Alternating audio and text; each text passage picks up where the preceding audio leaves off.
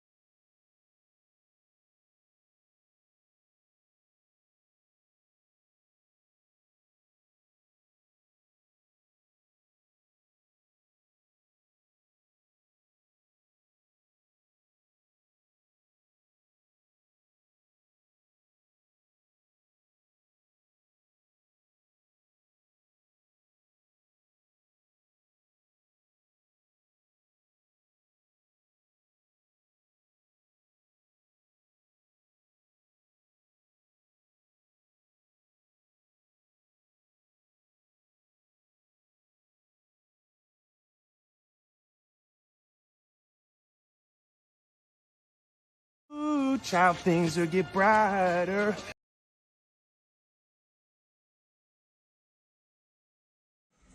The change in tune.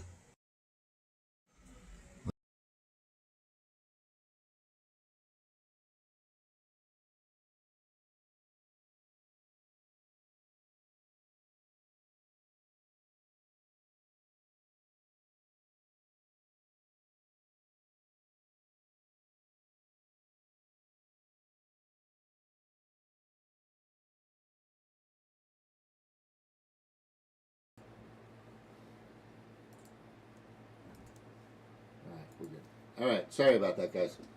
Anyway, it's James with Monotalk. Thank you for being here. I got the lovely Stevie with Redding Economics. Gonna jump in pretty soon. It's Friday night. It's like 7 o'clock for me. I work a swing shift in a sense. So, I'll be up for a little bit. Like I said, if you want to come on and hang out with us, you're more than welcome. I've done my 40 plus. Just having a couple of brouhahas. And that's pretty much it. But let me play this real quick. I don't know if you guys remember this. The change in tune. Somebody's been bought. Now the Democrats are politicizing the coronavirus. You know that, right? Coronavirus. Yeah, nobody else is. They're politicizing it. We did one of the great jobs. You say, how's President Trump doing? They go, oh, not good, not good. They have no clue. They don't have any clue. They can't even count their votes in Iowa. They can't even. No, they can't. And this is their new hoax. But, we did something that's been pretty amazing. We're 15 people in this massive country. And because of the fact that we went early, we could have had a lot more than that. We will do everything in our power to keep the infection and those carrying the infection from entering our country. We have no choice.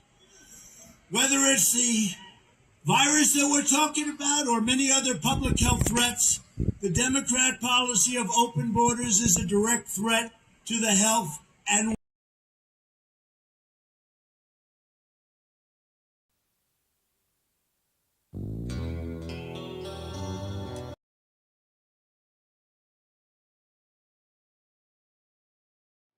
I don't know if you guys remember that, but he also said this just a little while later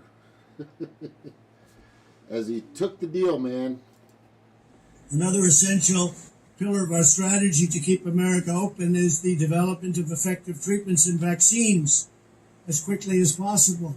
I want to see if we can do that very quickly. We're looking to, when I say quickly, we're looking to get it by the end of the year if we can. Maybe before. We're doing tremendously well. From the earliest days of the pandemic, we have marshaled the genius of American scientists and researchers from all across government and the private sector, from academia, from everywhere to vanquish the virus, and tremendous strides have been made. I can tell you, I get to see it every day. Tremendous strides are being made. Scientists at the NIH began developing the first vaccine candidate on January 11th. Think of that. within hours of the virus's genetic code being posted online. So January 11th, most people never even heard what was going on January 11th, and we were out there trying to develop a vaccine, not even knowing what we were up against.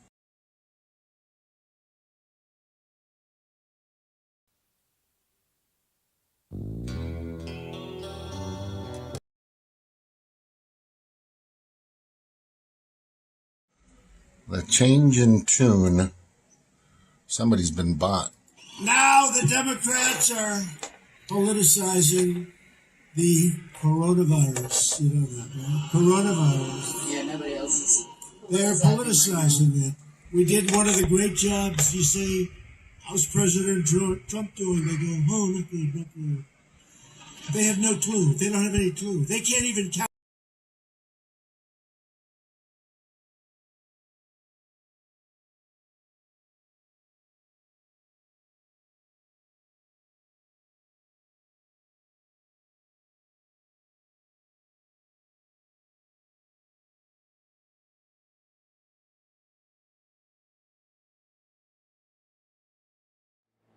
Yeah, it looks like he changed his tune, and that was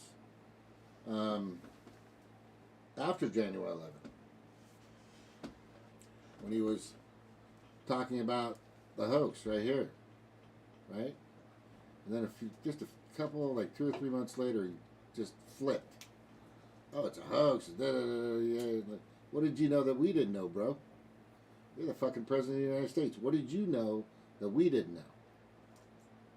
So, it's pretty obvious. Pretty obvious. Because, basically, this is what he did. The Trump administration buys 100 million doses of the Pfizer COVID vaccine in July 22, 2020. And then, I can't read this. Let me try to read this one. This is August 15th or something. Trump administration buys 100 million doses of the Moderna vaccine. Wow. Wow. Isn't that amazing? So, let's kind of fast forward a little bit. People start fighting for his, what was that? The people started fighting for Stop the Steal. Remember Stop the Steal? Everybody's doing the Stop the Steal. And it's just really mind-boggling how somebody changes their position, right? And it wasn't motivated by a deal or money or anything like that, was it? Was it? Come on, fuck.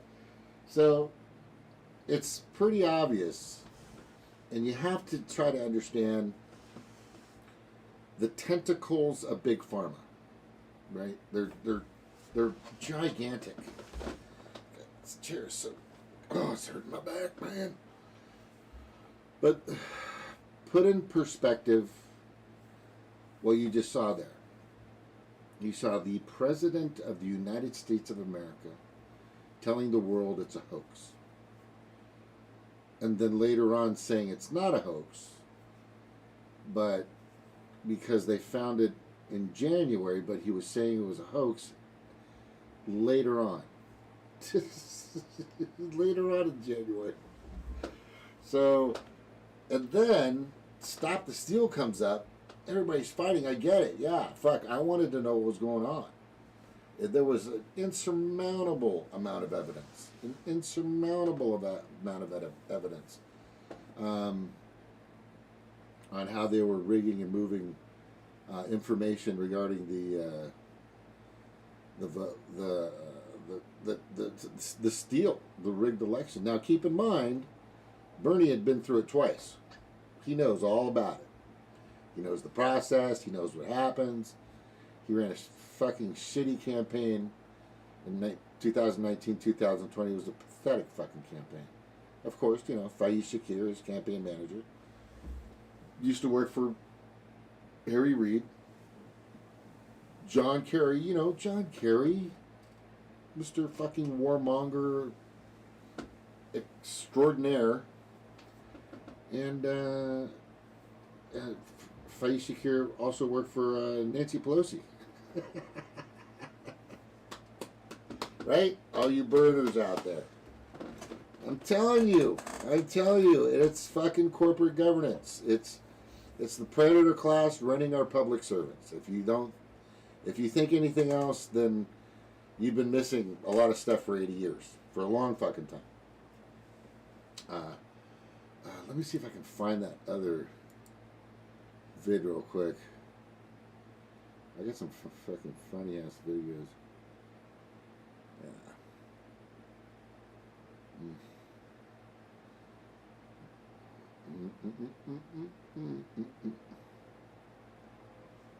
Okay, just a second.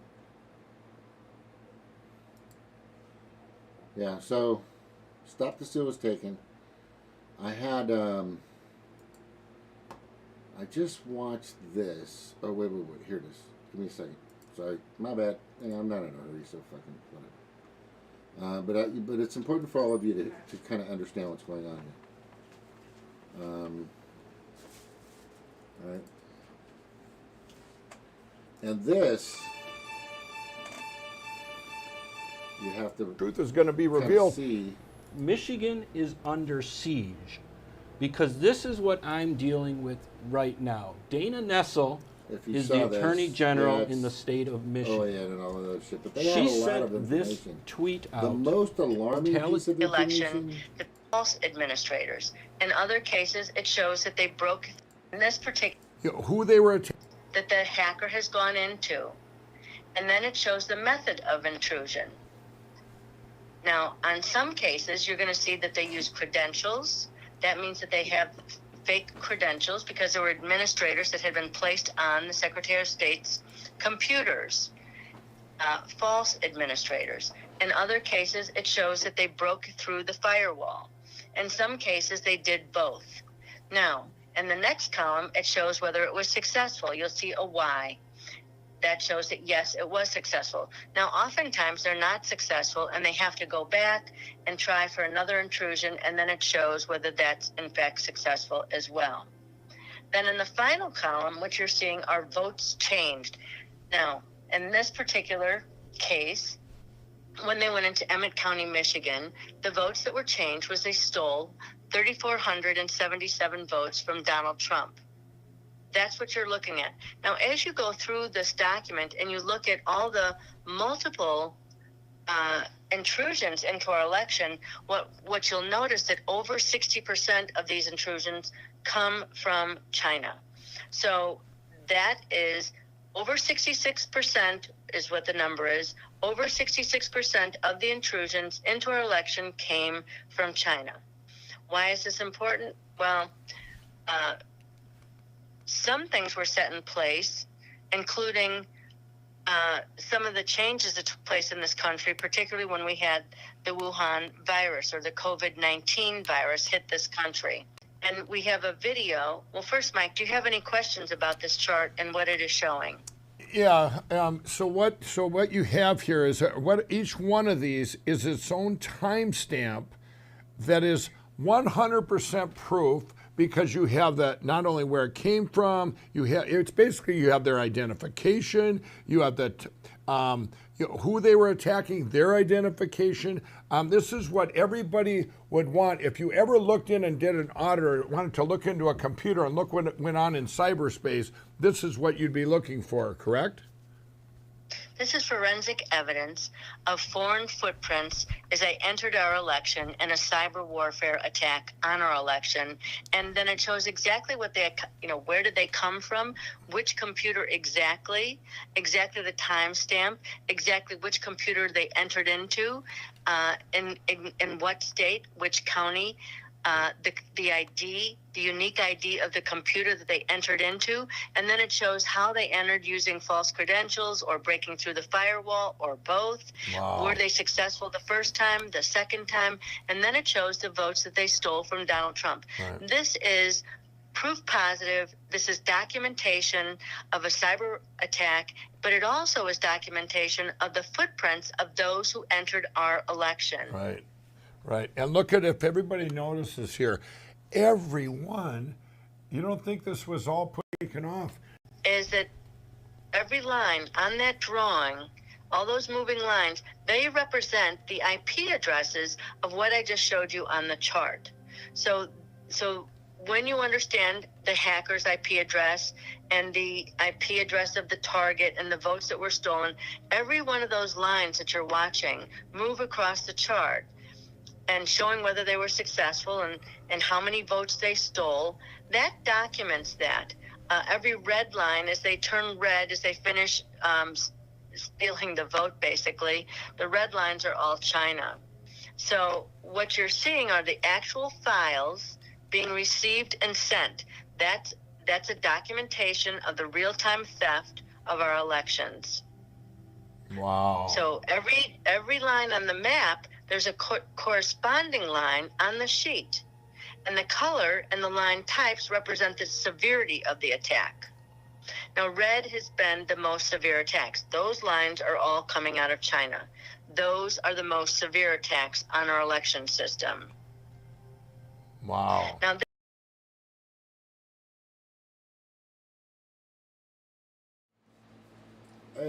I mean, I don't know if it's possible, but would you, or somebody possibly agree? Would you agree? Are you trying to get on Zoom, by the way?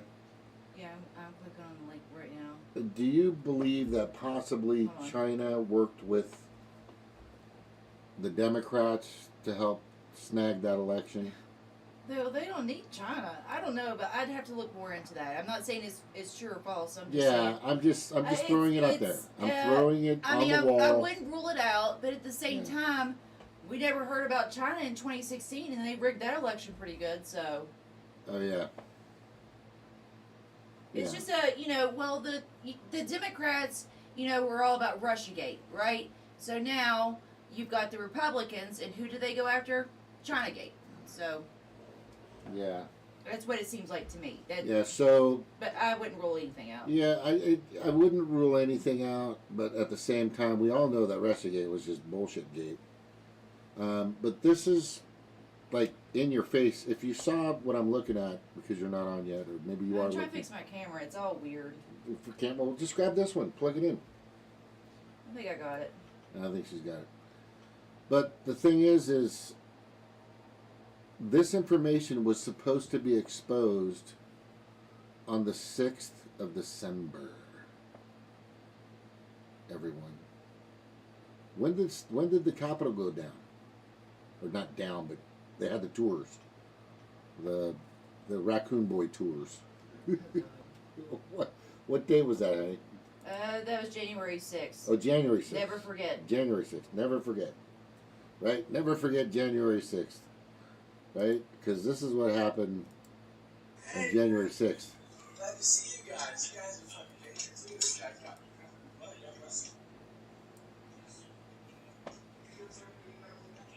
good, thank you. I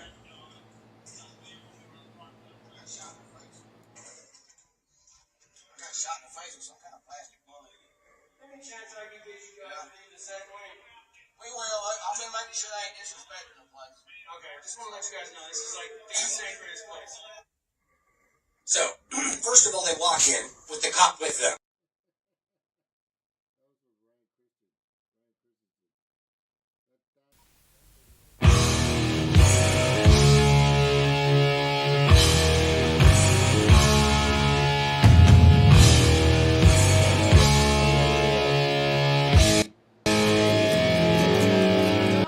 Your copyright strike. You got a copyright. Got to get that copyright shit.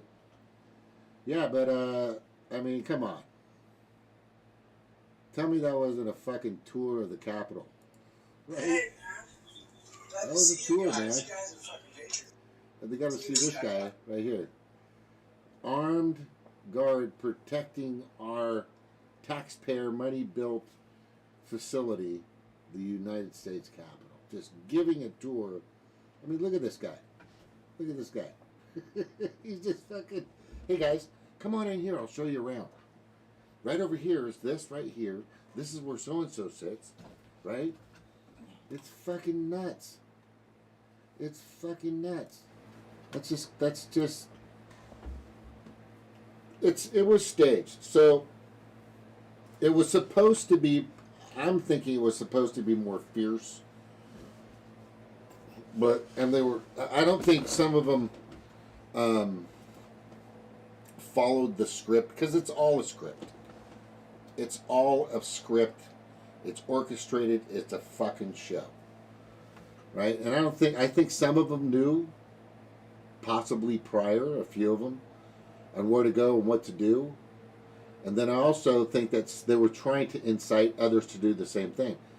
But it's not like they've completely, all of them stormed the castle. They're just like, I don't know about this, bro. Because how many people are there? Like 120,000? Oh, yeah, well over 100,000. About, yeah, like that. I mean, that's not a bad amount of people. But the amount of people that actually took the tour and went in, that was probably, I don't know, maybe like 400, 500 people from what I could tell, maybe 600. No, there wasn't even that many that went to the Capitol. Yeah. I mean, I'd say, Like 200 tops. 200 tops, yeah. Yeah. Yeah. And they're just, those are just idiots following the other. Hold on, I gotta be... Okay. So, there she is, Miss America Stevie with Red Economics, everyone. It's good to have her aboard always. This fantastic ship. But I'm gonna go into the Zoom now for both of us. Let's just say that it's a pathetic. The tour that they gave was a pathetic reason. A pathetic reason, from my professional opinion, to give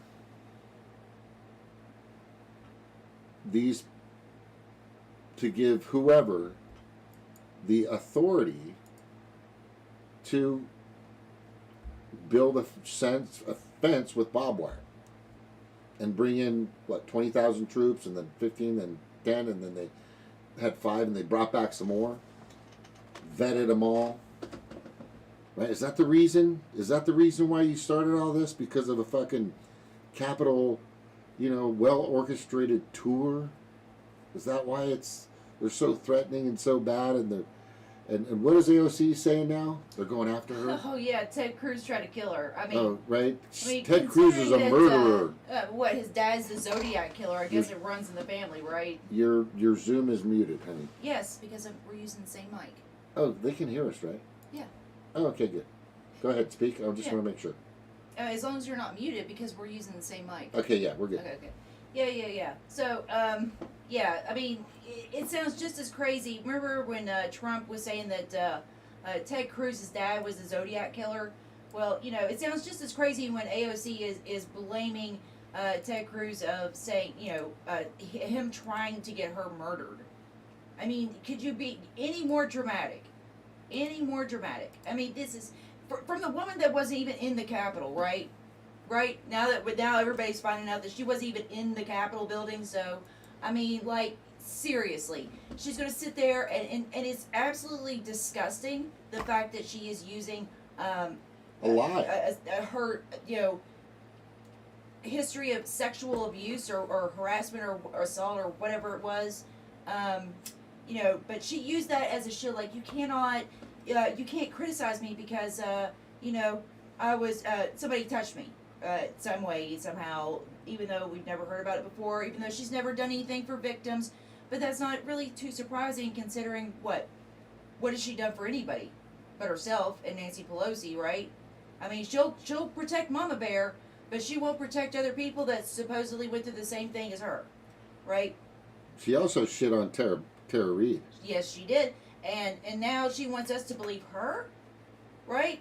So, I mean, look, I'm not going to doubt it because look, it happens all the time to a lot of women, and she is an attractive woman, so I would not put it past anybody to do anything. As far as that goes, I mean, I if she says it, I kind of believe it. I can see it. But at the same time, don't use that. You don't get to use that as an excuse to fear monger and censor everybody.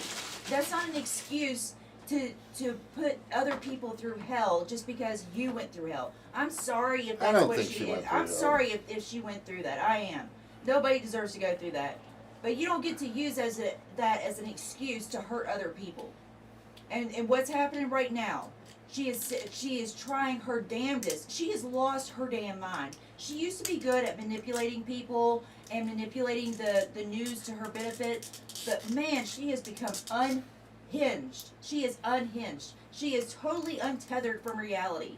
The fact that she is crying about the fear for her life when she wasn't even in the Capitol. I mean, come on. I mean, come up with. I mean, we weren't going to find that out, but they don't care about making up a believable lie, do they? I mean, since when? I mean, when it's all this stuff with the, coronavirus, they're sitting there, be in fear, be in fear, be in fear, but at the same time, they're getting their hair done and having a dinner party with their friends. So, I mean, they're not even trying to come up with something, convincing for us. I mean, because, we're just dumb idiots, right, that will believe anything they say as long as CNN or Fox News reports it. We'll go along with it, right? As long as MSNBC says that AOC was in fear for her life, well, we just better believe it. And I was told, because I retweeted Nico House, he said AOC is the villain, and she is, because what has she done for you? I mean, if you have evidence to the contrary, I'm definitely willing to hear it, but please tell me what she's done for anybody besides protect Nancy Pelosi. Yeah, that's a great point.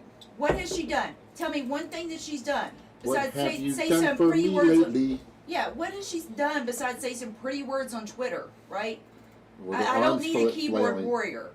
That doesn't do anything for me. So, what has she done?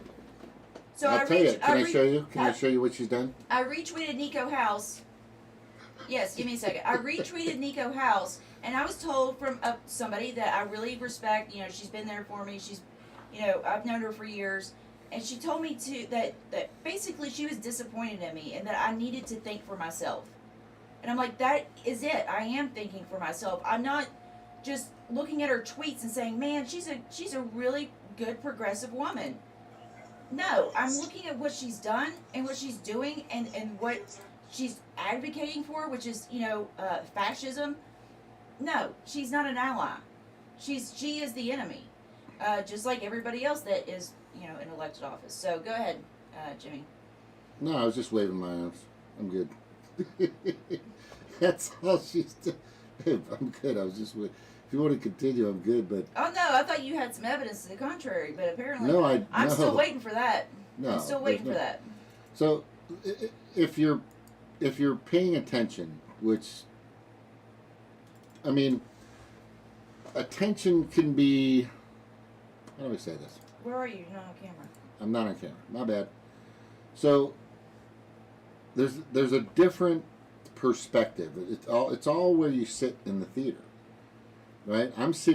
I try to get up, and this is the way I've always been. I'll be in the middle of the party, dancing in the middle of the dance floor, at the biggest venue.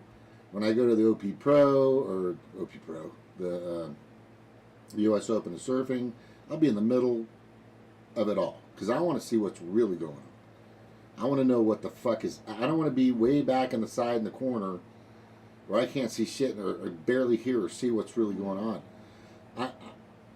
My perspective has to be right there, right in their face, seeing what's going on, so I can get the best perspective of what's happening. So I know that I can say I was right there.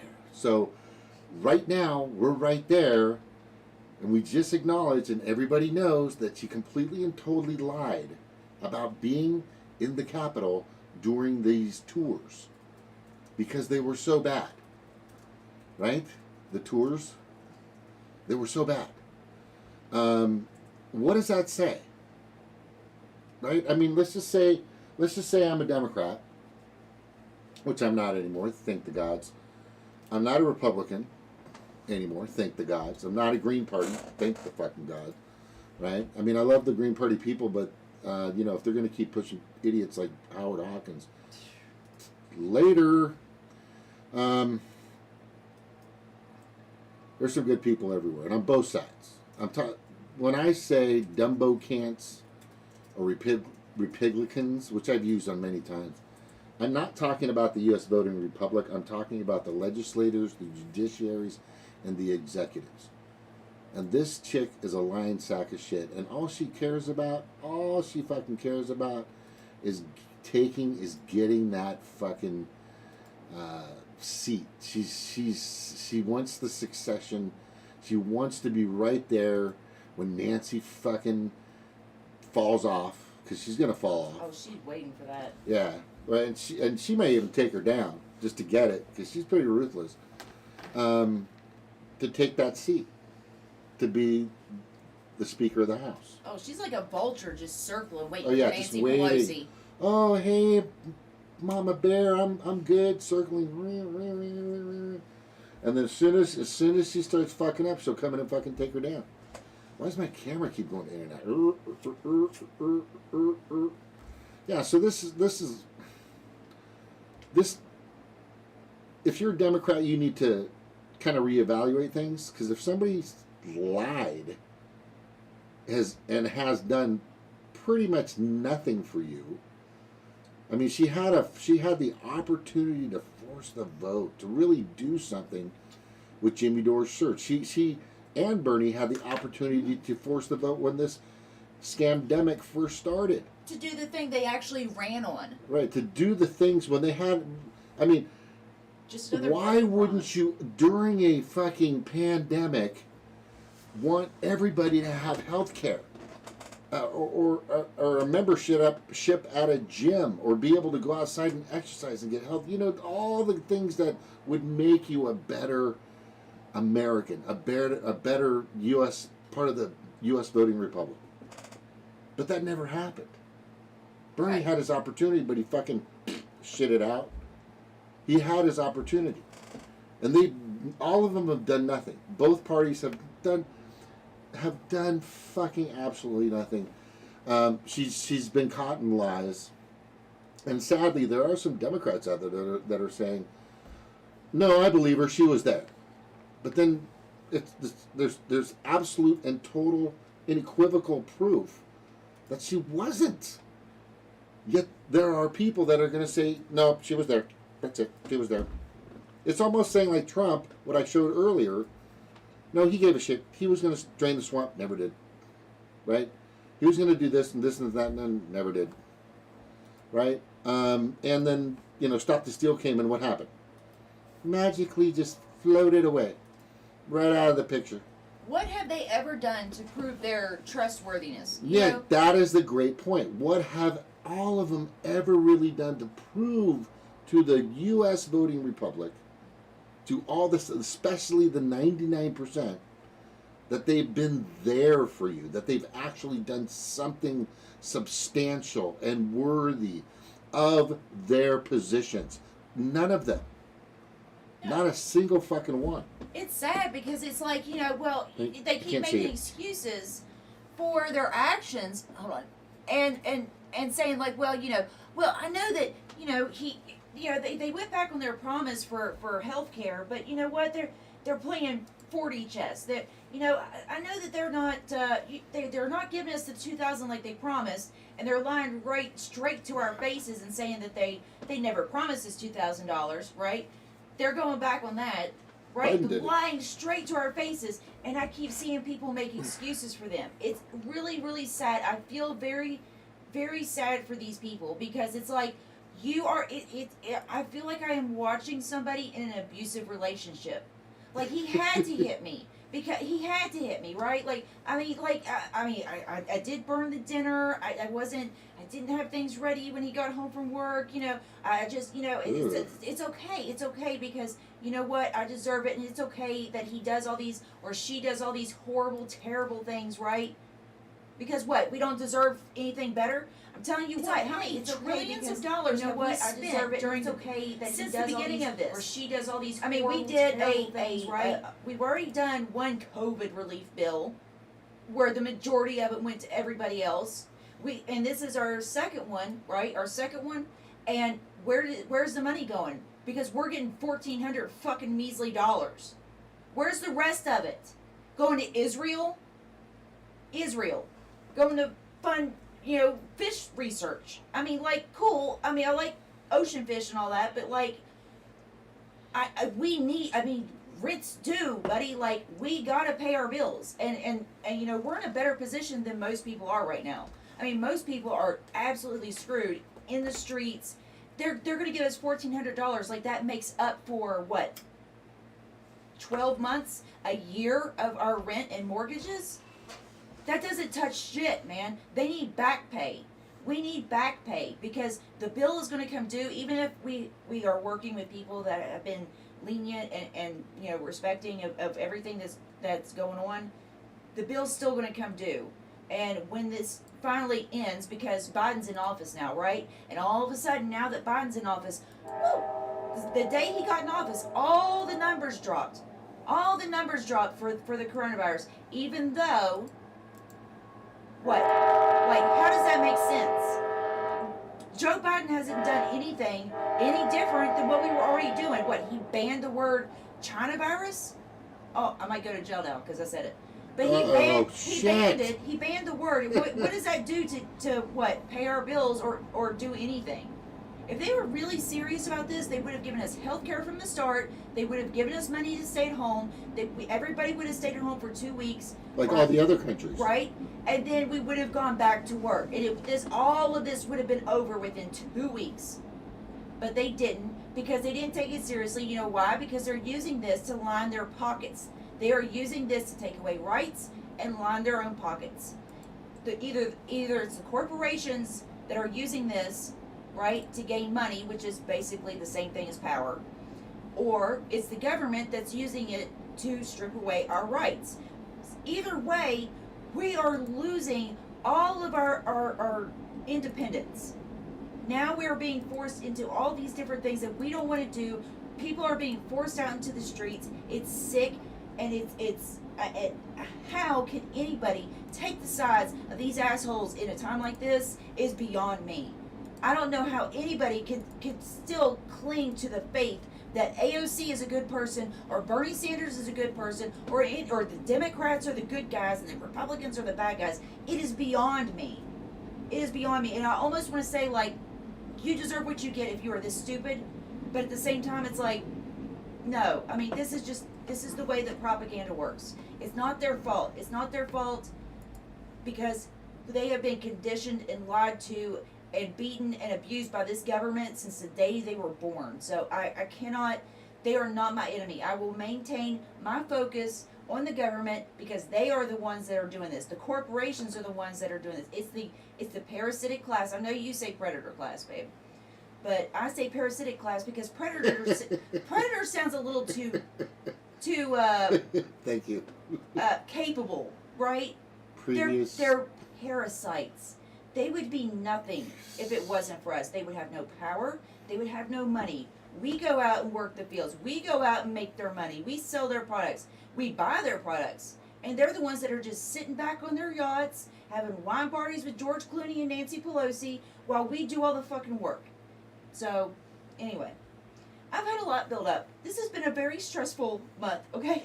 This has been a very stressful month, and I just needed to get a lot of this shit out, man. Yeah, this is a good place to vent. This is my therapy. Yeah, it's good therapy. This, you know what? I gotta say something. The great thing about the shows that I've always provided is you can come on. Say your piece. You can be left, right, middle, up, down, sideways. I don't give a fuck. If you get nasty, disrespectful, blah, blah, blah, blah, blah, you're going to get booted. That's it. But if you have something that's going to add to the conversation and help all of us, then you're in. By the way, something about... You got some tech support in the chat. Yeah. Hey, Stosh James Peterson. Thank you for being here, by the way. Good to see you. Hey, Kathy Lloyd. Unload. It's all good. If you are using OBS, Mana, set your camera to use previous. Oh, so when I switch, that's why. Okay. I was wondering what was going on with the green screen. Yeah, so, okay. Yeah, I mean, look, they're using this.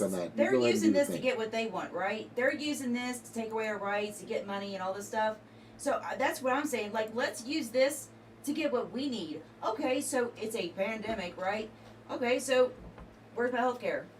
Where's my hero pay, right? Where's the hero pay? I mean, there's all these banners and signs up and advertisements about the heroes, but Kroger's is shutting down stores so they don't have to pay people, hero pay. So, it goes both ways. If this is the narrative, well, then you have to follow along with it. Where's the health care? Where's the pay? Where is it? Where is it? Oh, you're full of shit? Yeah, I knew it. I don't know what he's talking about. You're going to have to be... Because he's saying to go to... He said if you're using OBS, set your camera to use previous. Right. If it's set on new camera... Is that the camera? I don't know. I don't know anything about OBS. You know what? Mama, I don't know anything about tech. Hey, Stosh James Peterson, if you want to come on and be a part of... we actually need a tech person because I'm still trying to fix all this shit. Yeah.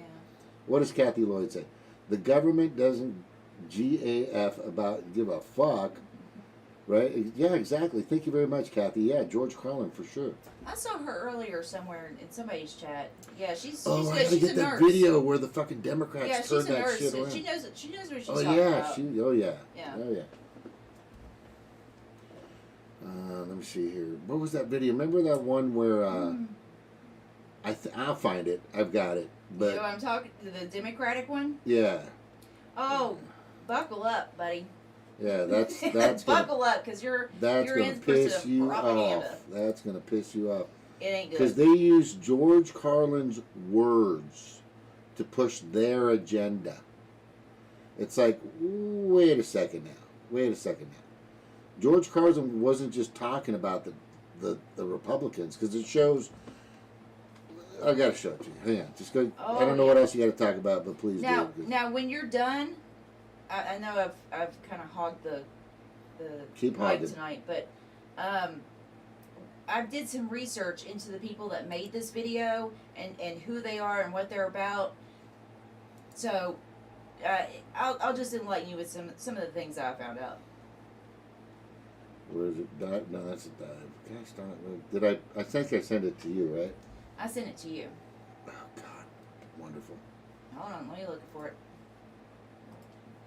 Right here. Censorship, free speech, citizens for free speech. No, that's not it. Damn it. Okay. Go back up. I like those people. Kevin Smith is such an idiot. My God. Oh God, that was so bad.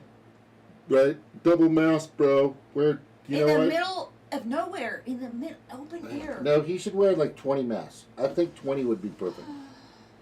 Wear 20, because 20 is going to save your life, you dumb motherfucker. God, Jesus. I can't even. Oh, there it is. Okay, LinkedIn. Once you see LinkedIn, it should be in the next couple of things up there. Could you just send it to me, babe? Yep. All right. Got it? Yeah, guys, I hate to say this, but it's just... Go, anywhere you may go, make each day be a day full of fun. If there's a game or a girl to be won, do it with a bing bang bong. I love that video. What's that called? Reface? Go, anywhere you may go, make each day be a day full of fun. No. Oh yeah, who does that look like? That looks like you. You have such a Sophie Loren face. It's amazing. I'm very fortunate. Oh, here we go. I got it. Sorry, guys. Okay, let's play it. Oh, where'd it go? Oh, there it is. Let me find the... Oh, add existing. Say what you want about America, land of the free, home of the brave. We got some dumbass motherfuckers floating around this country. Dumbass motherfuckers, you know? The real owners, the big wealthy business interests that control things and make all the important decisions. The politicians are put there to give you the idea that you have freedom of choice. You don't. You have no choice. You have owners. They own you. They own everything. They own all the important land. They own and control the corporations. They've long since bought and paid for the Senate, the Congress, the state houses, the city halls. They got the judges in their back pockets. And they own all the big media companies, so they control just about all of the news and information you get to hear. They got you by the balls. They want more for themselves and less for everybody else. But I'll tell you what they don't want.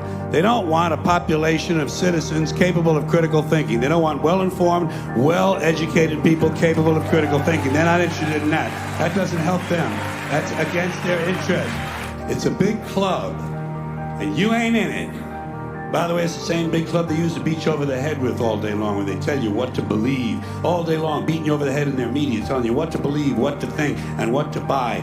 They don't give a fuck about you. They don't give a fuck about you. They don't care about you at all, at all, at all. And nobody seems to notice. Nobody seems to care. That's what the owners count on. The fact that Americans will probably remain willfully ignorant of the big red, white, and blue dick that's being jammed up their assholes every day. Because the owners of this country know the truth. It's called the American dream, because you have to be asleep to believe it. Those motherfuckers. Okay, who are these people, honey? Wait. Oh, where'd it go? Who are these people? Could you tell Okay, us? yeah. So these people are. Let me find it. I'm trying to get I my can't links see you, up. by the way. Yes, I'm trying to get my links up. So give me a sec. All right, no worries. You want to share them with me, and I'll put them up while you're talking, or? Yeah, I already shared it with you. If you would scroll up. Oh, on my your bad. Facebook. Okay, got you. Scroll up. Okay, so these people, it's a group called Pattern Integrity LLC, and it's a husband and wife team, right? They make about $75,000 a year. There's only been a couple of clients. They pumped out a few videos or Can't see it. whatever. I know. Okay. And so, All right. Jesus. sorry, I don't mean to sound grouchy. Look, they've made it. I get sidetracked. So anyway. So they put out a few videos here and there, but this is a woman. Let me see what her name is. Could you It send was that to me? Kristen something. I already sent it to you. No, I'm looking for it. I don't see it. Just scroll up, and How you'll far? see a picture of Mitch McConnell. On that, I get you. Okay. So if I go up, I'll see the people. Yeah, you'll see Mitch McConnell, and I sent you a few links about the two of them. I don't see it. I swear to you, I'm sorry, I just don't see it, babe. Okay, I'll give try us again. give us a second, and we'll get this sorted out. Where'd I go? Because the only thing I have is. I'm looking at it right now. Her name's Kristen Kingsbury. Just say who she is. Her name's Kristen Kingsbury. So I looked at her LinkedIn profile, and I promise you, you should all check out LinkedIn. This is the place where rich people go to brag about who they work with. And so I go on to her LinkedIn profile, and the biggest thing is that she works with PACs. She coaches CEOs, right? Now you know that. Now you know she's making good money off of that. And I noticed she posts a lot under what's the name of it? Let me see. She posts a lot under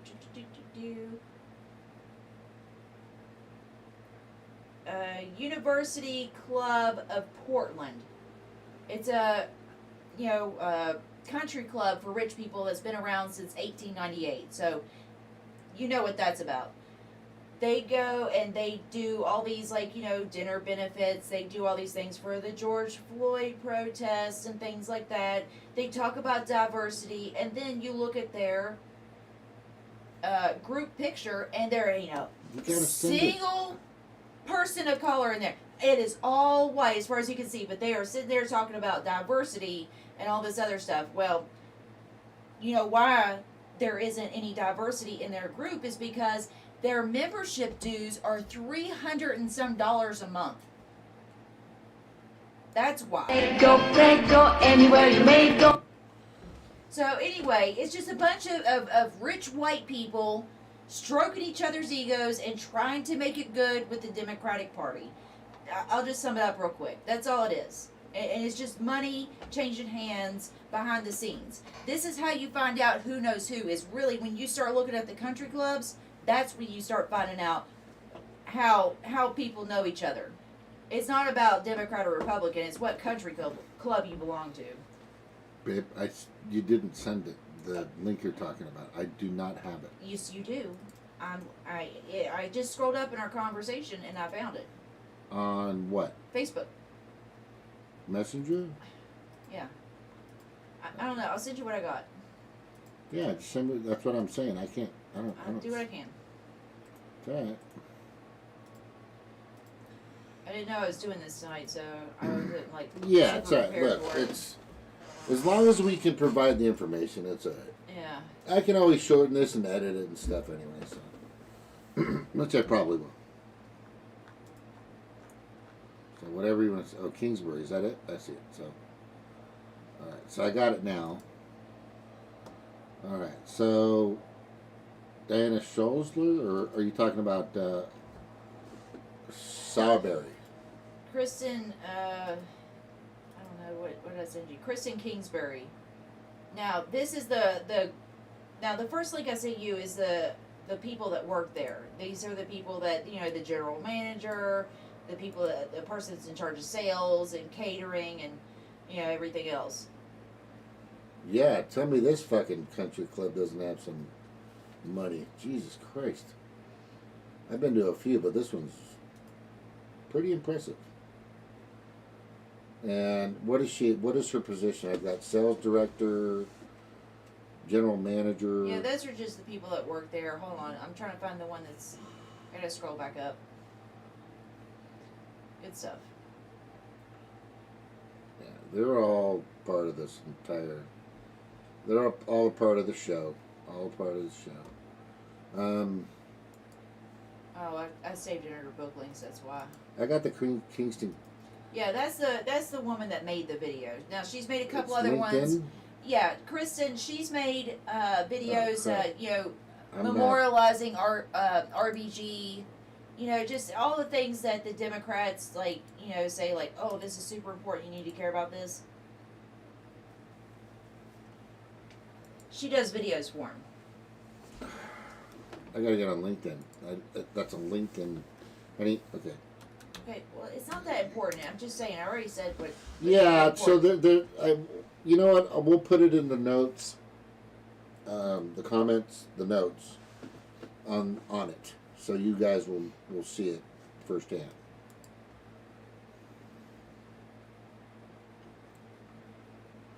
And it's in Portland, so All right.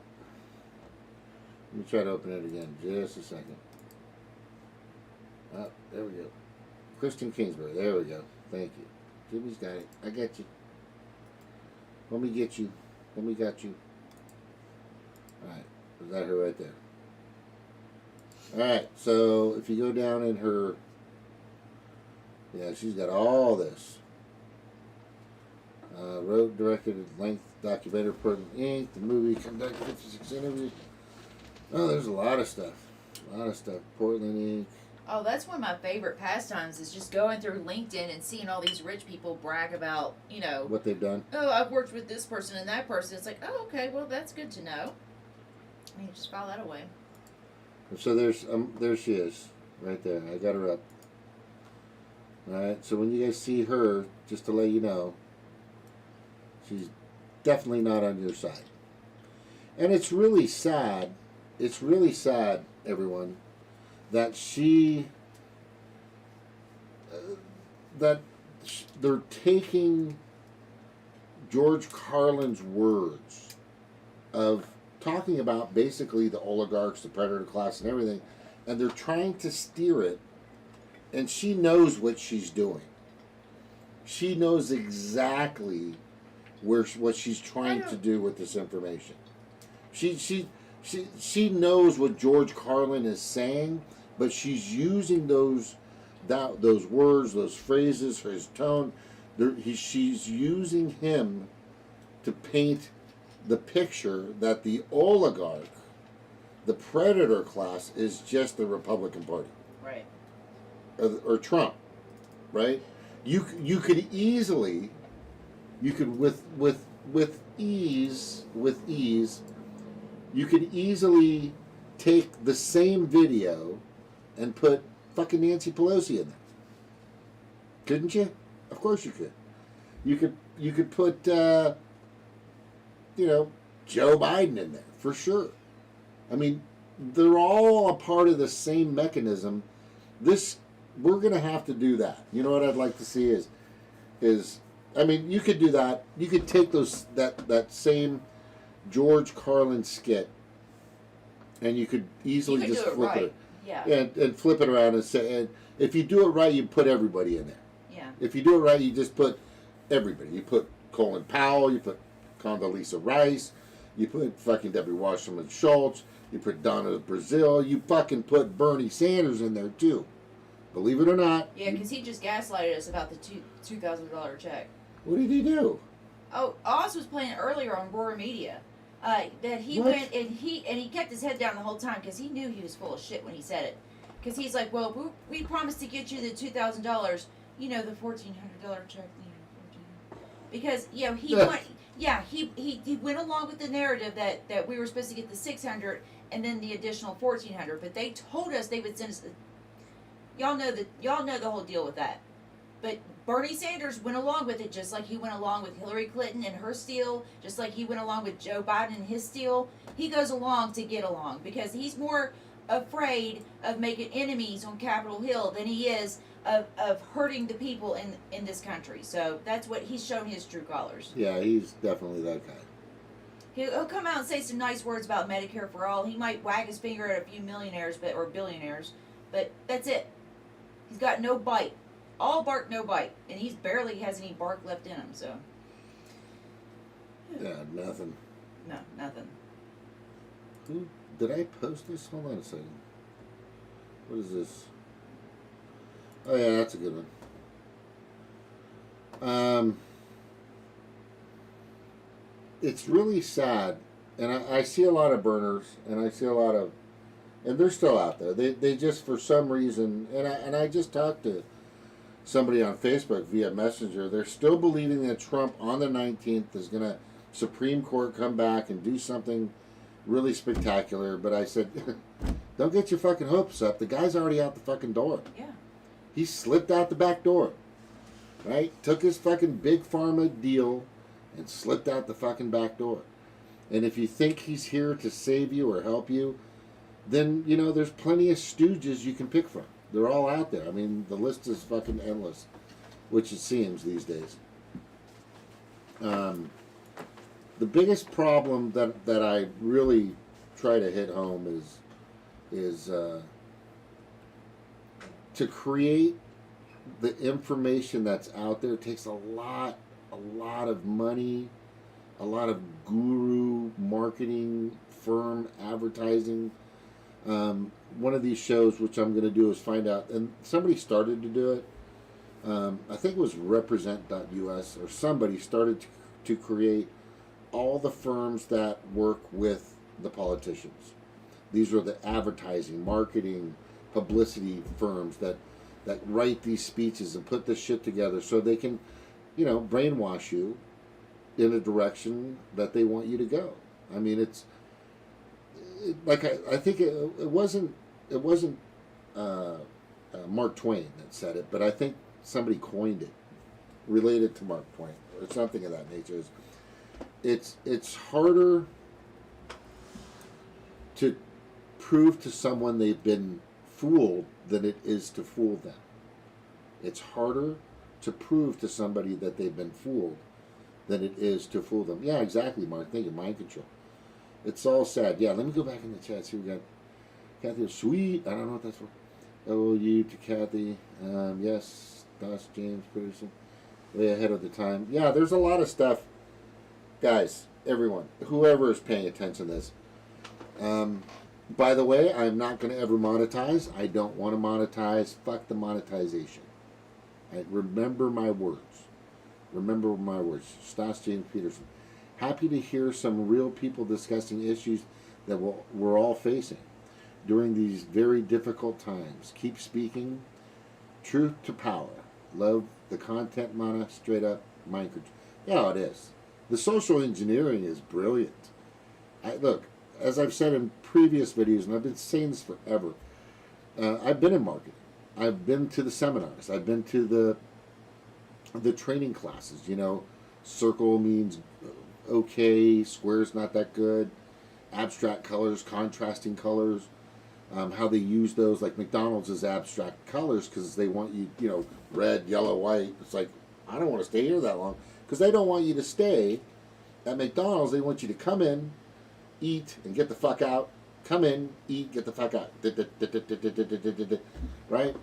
And then if you go to like Outback Steakhouse or you go to Red Robin or whatever out there, and they have contrasting colors, smooth, like browns, and the browns goes into like I don't know, like a rose color or something of that nature. But it's something that's more soothing. They want you to stay, order drinks, eat more food, you know, go for the appetizers and stuff like that.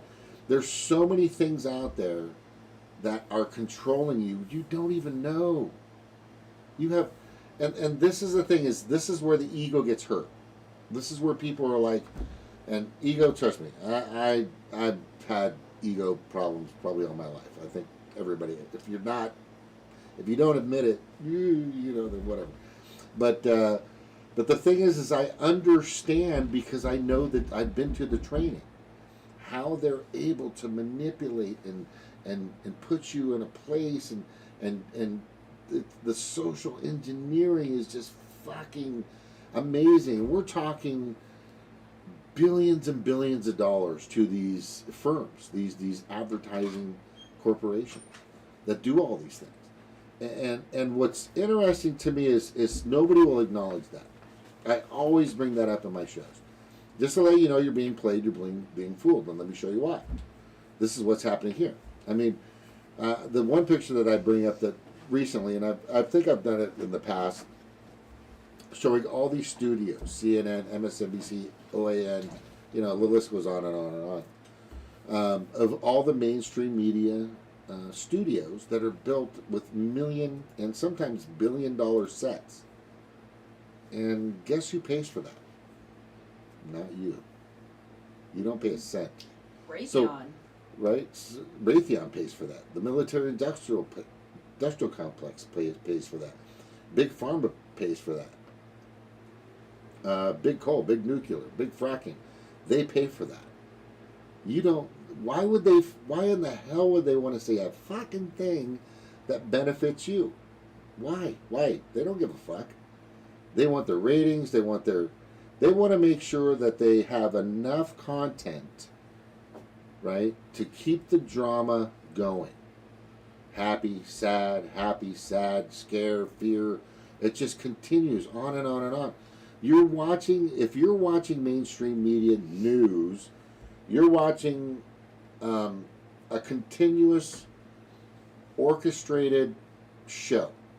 It's you know, I'm watching how many shows have you watched where you'll see a prominent, supposedly, like you've seen Wolf Blitzer. I think he was in 2012, right? And I think you've seen Brian Williams in a couple of movies as well, because they're actors. Guys. Yes, Rachel Maddow's another favorite. Yeah, Rachel Maddow's been in a few Stephen movies. Colbert. Stephen Colbert's been in there. Yep. Right, and all these, they're just fucking actors. You see Jimmy Kimmel in a fucking movie in regards to, I don't know, death and destruction, or who the fuck knows. Yeah, just right? reacting. Yeah, just reacting, just going over the script.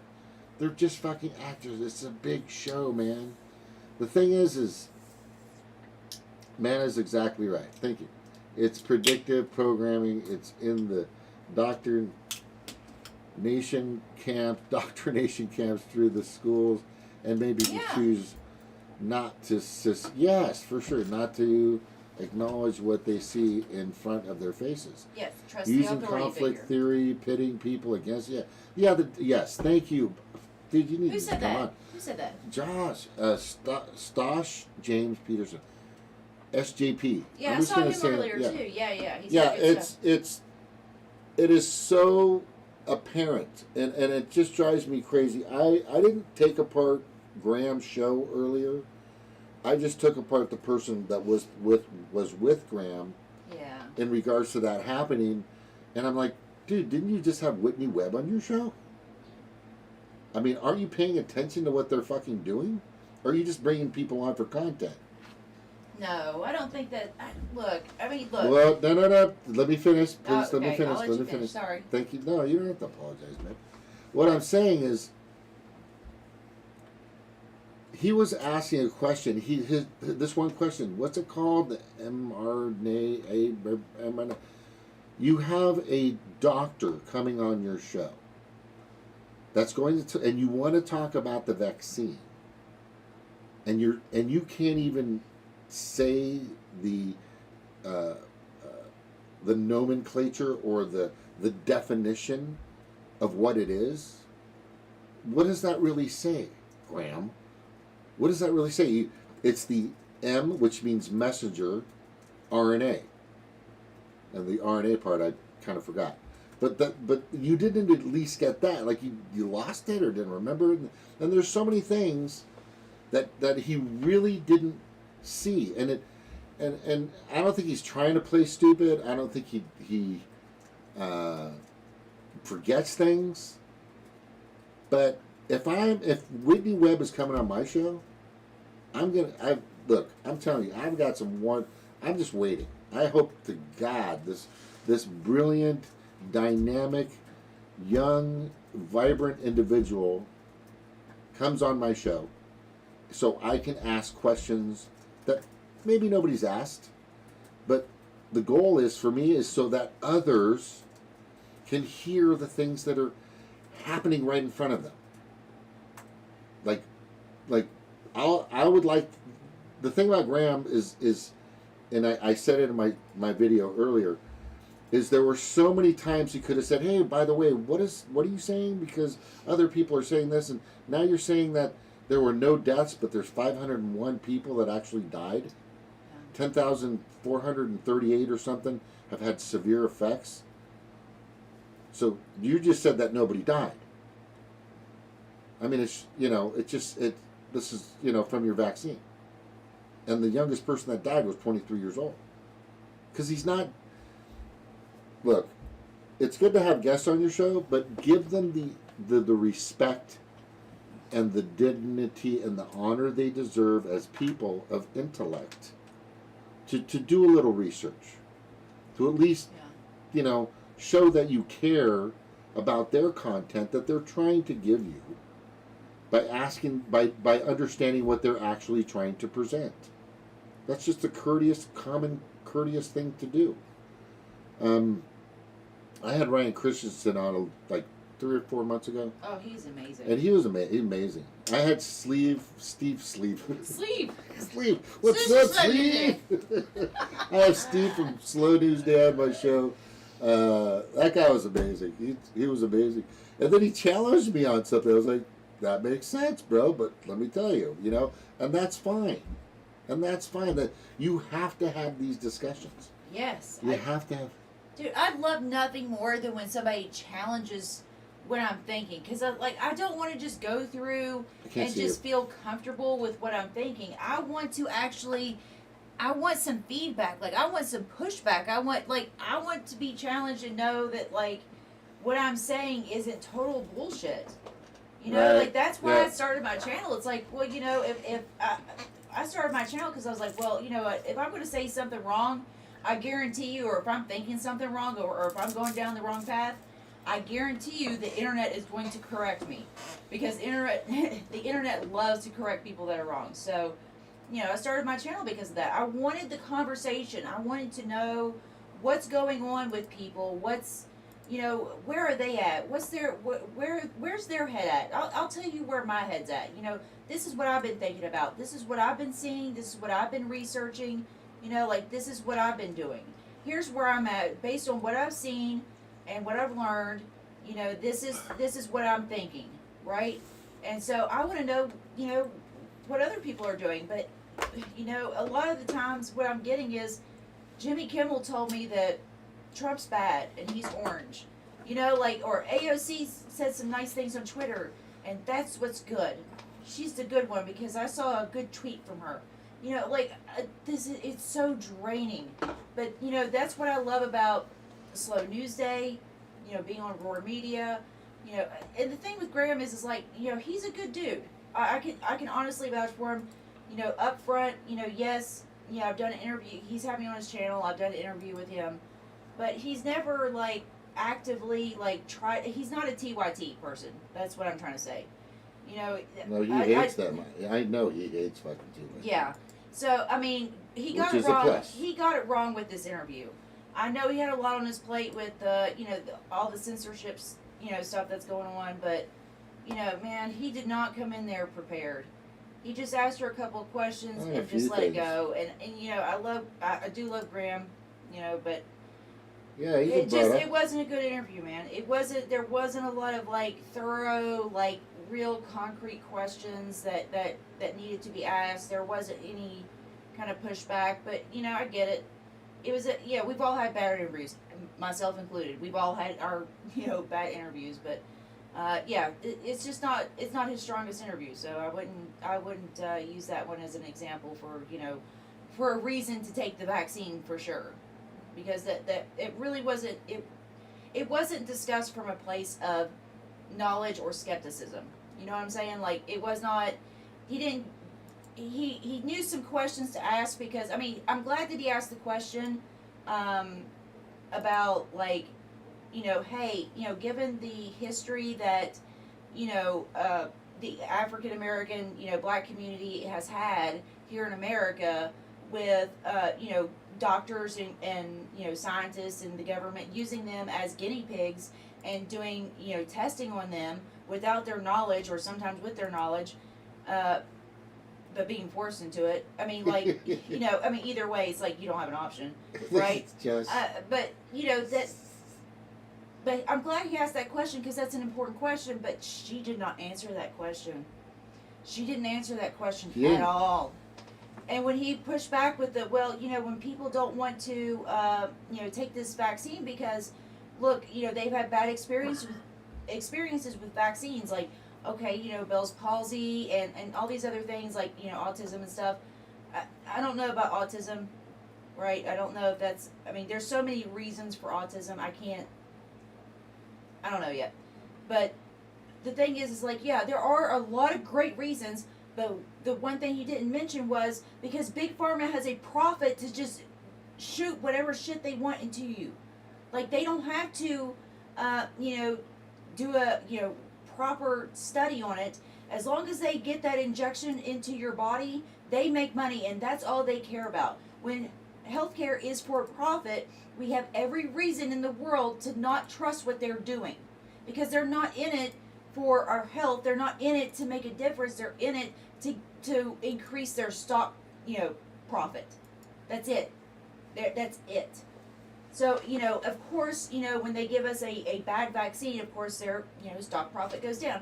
But if everybody dies off, right, from something, there's not too many people to make sure that their stock profit goes down.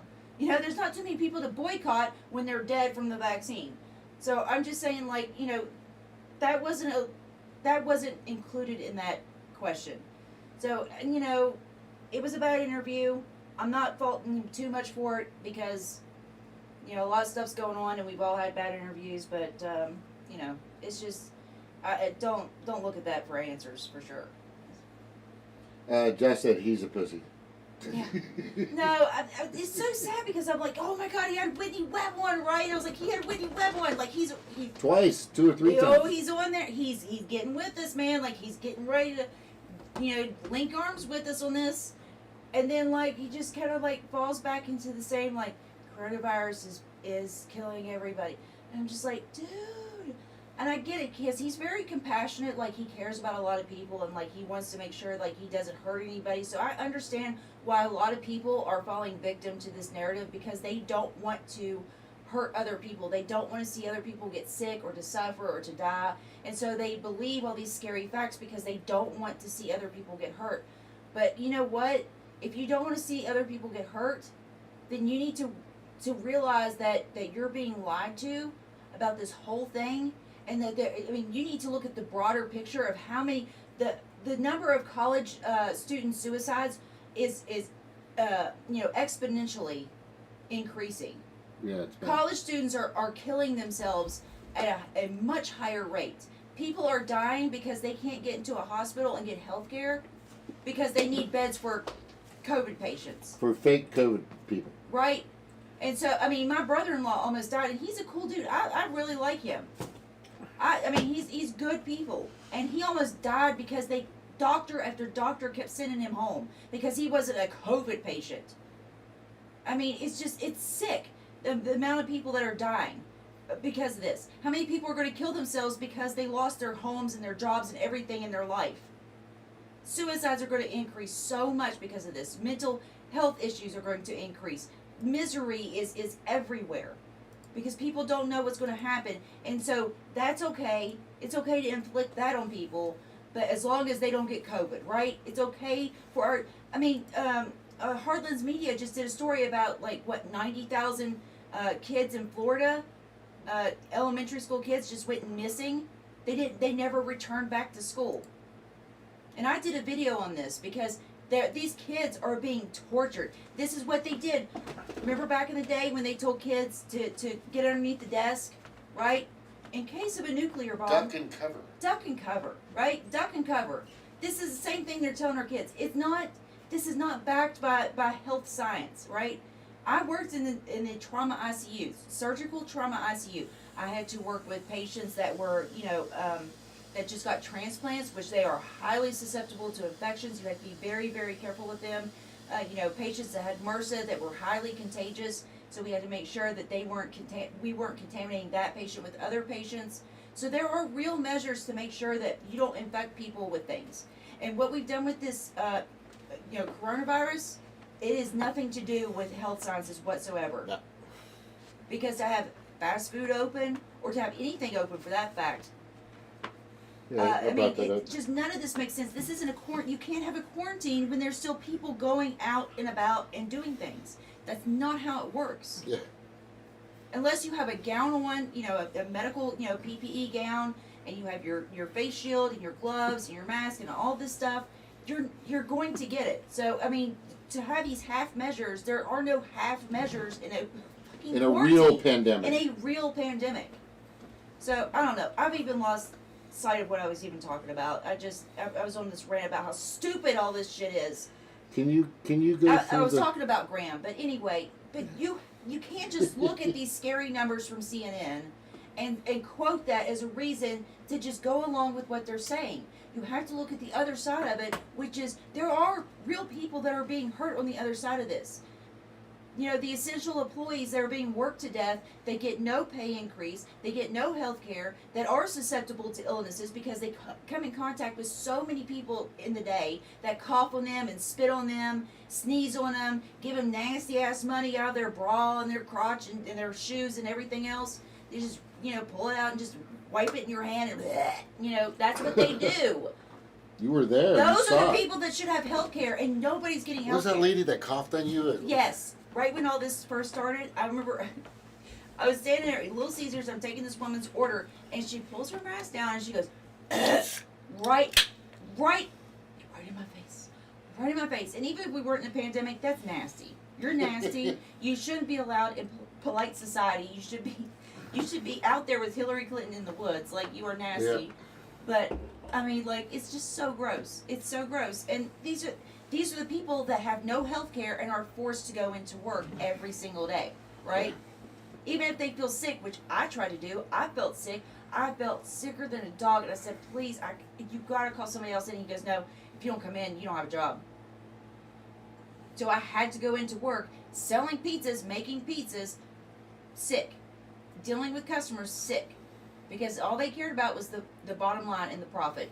Just like the big pharma industry. Doesn't matter how many people they hurt. As long as they get that, injection in your arm or that pill down your throat, that's all they care about. I feel like I'm preaching to the choir, but I mean, it just needs to be said. I see I know y'all get this, but there's so much. Oz is right there. Oz just got there yesterday. Now he's pissed. The people here get it, right? So, I'm preaching to the choir, but, I get on Twitter where I listen to the, podcasts that I like to listen to, and they're all saying the same stupid shit, man. They're just saying some dumb shit. It's dumb shit. Or just reruns. Not that I fault them, not that they're stupid people, but they're saying, these are smart people saying some stupid shit. That's all I'm saying. Is it more just broken record stuff? It's just, I don't even know. I just, like with Graham with this, I don't know why. He had a Whitney Webb one. He's a smart guy. He's a compassionate guy, but he's just not seeing, for some reason, the full picture of this. So, and Jimmy Dore. I don't know, because he does a lot of great stuff. He does. He's trying to hold AOC accountable. He's trying to hold Nancy Pelosi accountable. He's trying to give people health care, but at the same time, he won't touch this shit. He won't talk about this stuff at all. Hey, Jordan just stopped by anyway. Hey, Jordan, good seeing you. Jordan Lott, been here a few times. Oh, yeah. Yeah, he's Green Party. I've hogged this whole entire live No. I'm so sorry. No, you got it, babe. Trust me, everybody here would rather be watching you than me. I can guarantee that. Oh, please. You're the one with the facts and information. Yeah, but you're the pretty one. There's a big difference. Yeah, so Jordan's talking about Jesse Ventura. You're not on camera. No, I know. I'll get there. So he's talking about Jesse Ventura, but Jesse's in this. Jesse's been, he's actually in this thing. He, in other words, well, he has respiratory issues and all this other stuff. Jimmy Dore does too.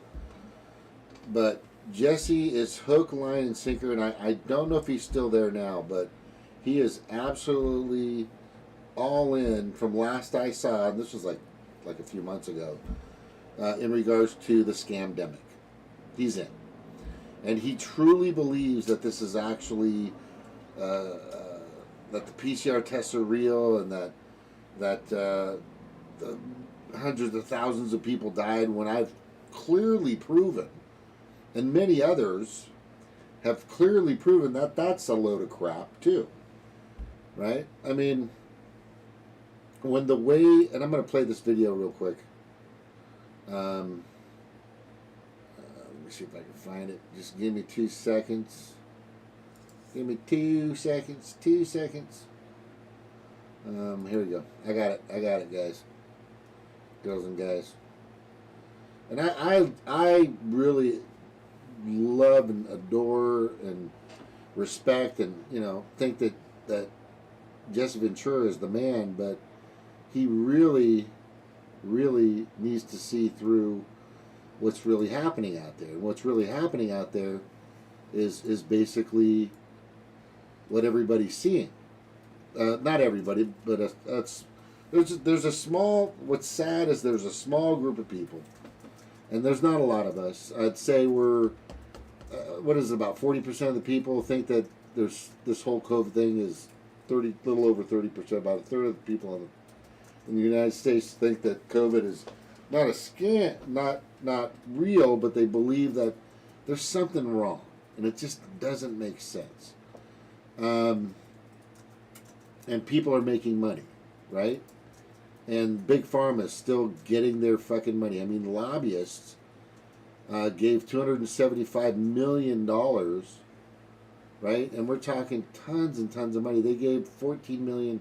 Let me see. A comprehensive review of the tax fixing found an example of pharmas donated more than $14 million in 2015. And this past year, they donated more, especially Bill Gates, gave a ton more, right? Let me play this video for you guys real quick. You're going to love this. This is what really gets me about the.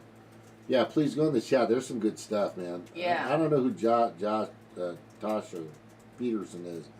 That guy's got some great shit. Great shit. I'll play this.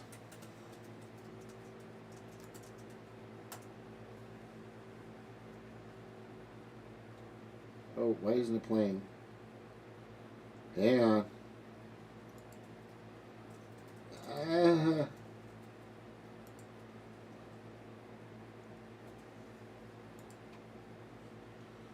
Did that do it?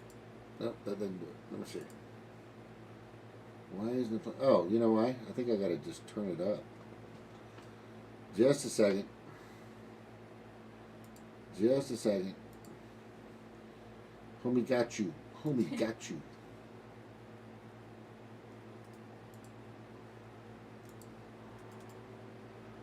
Alright, I'm gonna do it again.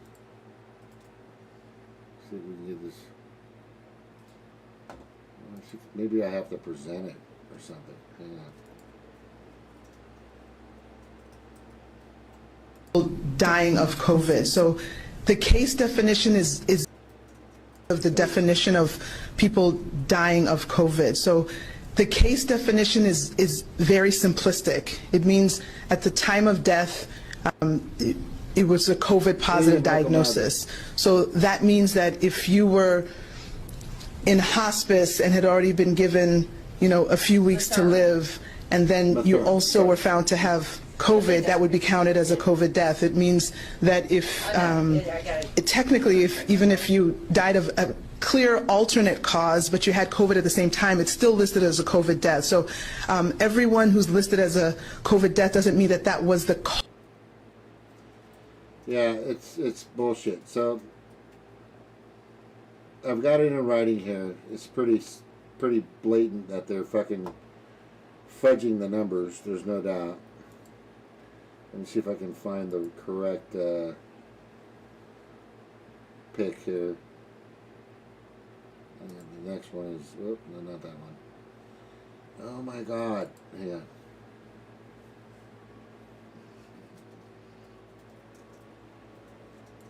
Give me a moment, people. Be right with you. Oh shit, the same one. I just fucking played the same one. Holy crap. Alright, there we go. I got you. And here it is. There it is.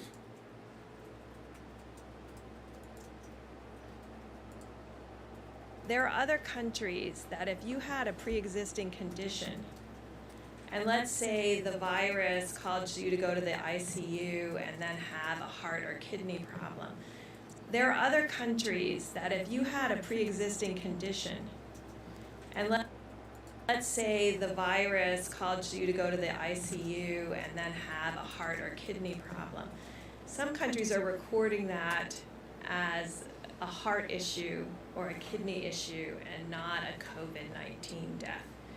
Right now, we're still recording it, and the great thing about having forms that come in and a form that has the ability to mark it as COVID-19 infection, the intent is right now that if someone dies with COVID-19, we are counting that.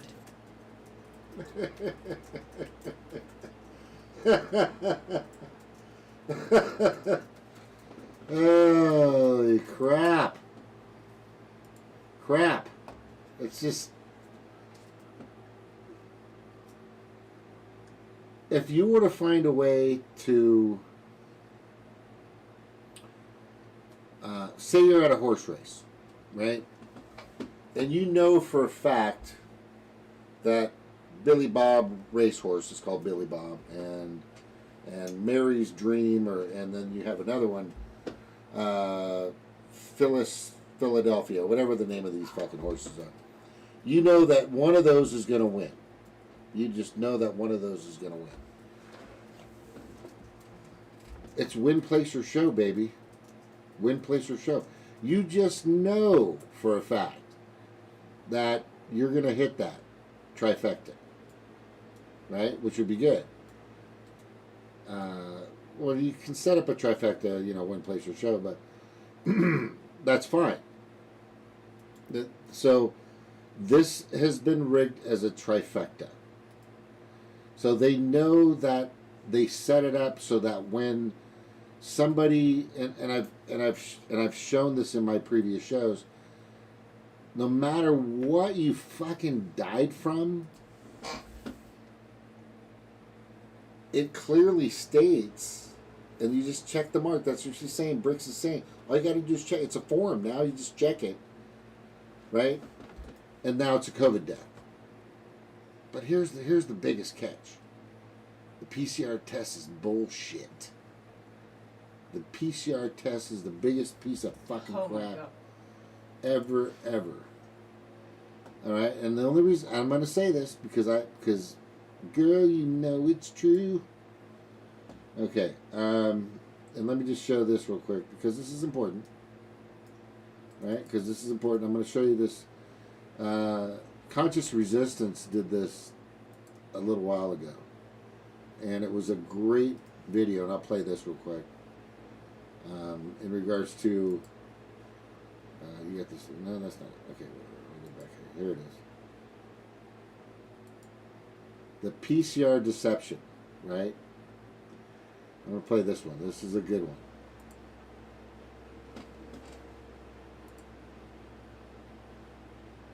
What is it? What is it about humanity that wants to go to all the details and stuff and listen? These guys like Fauci get up there and start talking. He doesn't know anything really about anything. And I'd say that to his face. Nothing. The man thinks you can take a blood sample and stick it in an electron microscope, and if it's got a virus in there, you'll know it. Those guys have got an agenda, which is not what we would like them to have, being that we pay for them to take care of our health in some way. Reports are streaming in, declaring a dark winter for the world due to COVID-19. The media rushes to tell the public that case numbers are on the rise again. In response, case numbers are used to support calls for lockdowns, travel and dining restrictions, and the push for compulsory vaccines. However, in recent months, an abundance of evidence has shown that the gold standard procedure for detecting COVID-19 is unreliable and could be producing untold numbers of false positives. If this is the case, why are health officials around the world calling for more tests? This report is a brief look into the history of the polymerase chain reaction procedure, or PCR, and the evidence that PCR is unreliable and should not be used as a determinant for the number of COVID-19 cases or as a factor in political decisions. Please share with friends and family to keep them informed. And if someone shared this with you, please watch with an open mind.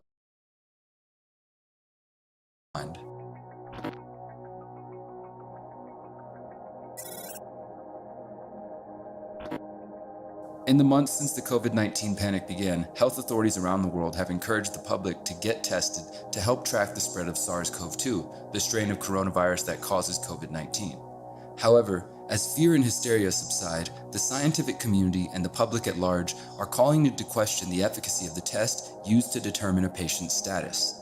The main test that is used to determine an individual's status involves the polymerase chain reaction method.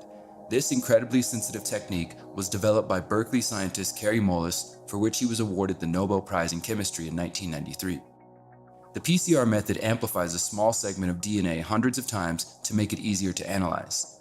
For COVID-19, a process known as reverse transcription polymerase chain reaction, or RT-PCR, is used to detect SARS-CoV-2 by amplifying the virus's genetic material so it can be detected by scientists.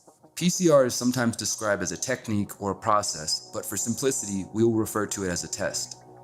PCR is viewed as the gold standard, however, it is not without problems.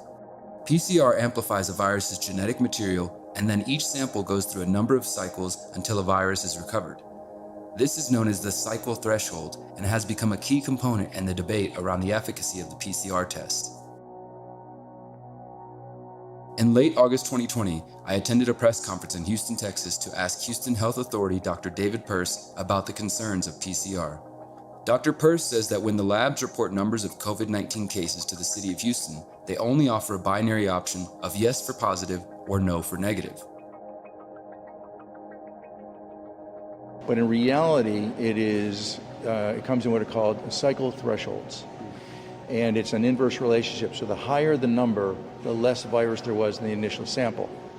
And so some labs will report out to 40 cycle thresholds, and if they get a positive at 40, which means there's a tiny, tiny, tiny amount of virus in there, that gets reported to us as positive, and we don't know any different. Peirce noted that the key question is, at what value is someone still considered infectious? The question is that what value, at what number, what threshold is somebody still, because if I've got a tiny, tiny, tiny amount of, you test me, I got a tiny, tiny amount of virus, well, does that mean I'm contagious, I'm infectious to somebody else? You just got infected and you're just starting? Or are you on the downside and whatever, when you were infectious, you're no longer infectious anymore? He believes the answer is for the scientific community to set a national standard for cycle threshold. Unfortunately, a national standard would not solve the problems expressed by Dr. Peirce. In the first weeks of September 2020, a number of important revelations regarding PCR came to light.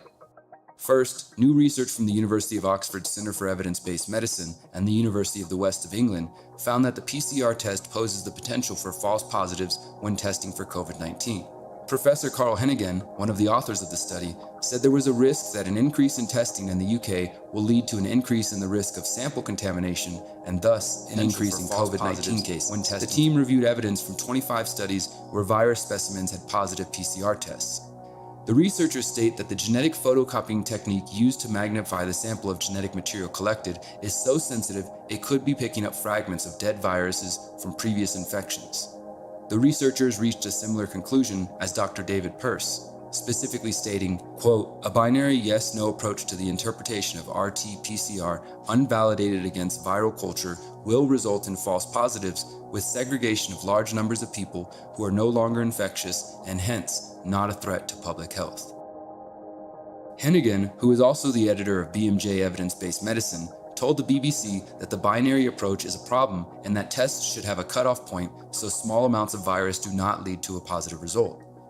This is because of the cycle threshold mentioned by Dr. Peirce. A person who is shedding an active virus and someone who has leftover infection could both receive the same positive test result. Hennigan also stated that the test could be detecting old virus, which would explain the rise in cases in the UK, and said setting a standard for the cycle threshold would eliminate the quarantining and contact tracing of people who are healthy and help the public better understand the true nature of COVID-19. Now you can put in a threshold level which says you are infectious, which is a cycle threshold of about 25. And if you do that, you can pick up the people who are infectious. But the way we're deploying the test at the moment is in a sort of ragbag way that says, whatever amount of RNA you've got on board, you are positive. Shortly after Hennigan's criticisms, the UK's leading health agency, Public Health England, released an update on the testing methods used to detect COVID-19 and appeared to agree with Professor Hennigan regarding the concerns on the cycle threshold. On September 9, 2020, Public Health England released an update which concluded, quote, "All laboratories should determine the threshold for a positive result at the limit of detection." This is not the first time Hennigan's work has directly impacted the UK's COVID-19 policies. In July 2020, UK Health Secretary Matt Hancock called for an urgent review of the daily COVID-19 numbers produced by Public Health England after it was revealed that the stats included people who had died from other causes. The Guardian reported that Professor Hennigan and a fellow scientist released a paper showing that if someone dies after having tested positive for COVID-19, their death is recorded in the COVID-19 death statistics. A source in the Department of Health and Social Care told The Guardian, quote, "You could have been tested positive in February, have no symptoms, then hit by a bus in July, and you'd be recorded as a COVID death." Hennigan also recently told the BMJ, quote, "One issue in trying to interpret numbers of detected cases is that there is no set definition of a case. At the moment, it seems that a PCR positive result is the only criterion required for a case to be recognized. In any other disease, we would have a clearly defined specification that would usually involve signs, symptoms, and a test result. We are moving into a biotech world where the norms of clinical reasoning are going out the window. A PCR test does not equal COVID-19. It should not, but in some definitions, it does." Hennigan says he is concerned that as soon as there is the appearance of an outbreak, there is panic and overreacting. Quote, "This is a huge problem because politicians are operating in a non-evidence-based way when it comes to non-drug interventions." Hennigan is correct that the scientific authorities ought to take false positives seriously, especially when a person can be sent to isolate or quarantine for weeks due to a positive test result. Even the US FDA's own fact sheet on testing acknowledges the dangers posed by false positives. Quote, in the event of a false positive result, risk to patients could include the following: a recommendation for isolation of the patient, unnecessary prescription of a treatment or therapy, or other unintended adverse effects. A CDC fact sheet also acknowledges the possibility of false positives with the PCR test. Professor Hennigan believes the confusion around COVID-19 has come as a result of a shift away from evidence-based medicine. In a recent opinion piece published at The Spectator, Hennigan wrote that patients have become a, quote, prisoner of a system, labeling him or her as positive when we are not sure what that label means. He warns, quote, governments are producing a series of contradictory and confusing policies which have a brief shelf life as the next crisis emerges. It is increasingly clear the evidence is often ignored. Keeping up to date is a full-time occupation. Even more evidence for the unreliability of PCR came on November 11, 2020, when the Lisbon Court of Appeal ruled that PCR, quote, in view of current scientific evidence, this test shows itself to be unable to determine beyond a reasonable doubt that such positivity corresponds to the infection of a person by the SARS-CoV-2 virus. This decision relates to an appeal by the Regional Health Administration of the Azores, Portugal, which forced 4 German citizens to comply with a 14-day quarantine in a hotel room. After the 4 citizens appealed the decision, the panel of judges concluded that, quote, the number of cycles of such amplification results in a greater or lesser reliability of such tests, and the problem is that the reliability shows itself, in terms of scientific evidence, as more than debatable. The ruling was criticized by some scientists in Portugal and has been completely ignored by the United States media and politicians. More recently, on December 3, 2020, the Florida Department of Health announced a new update requiring all laboratories conducting COVID-19 tests to record new details for the PCR test.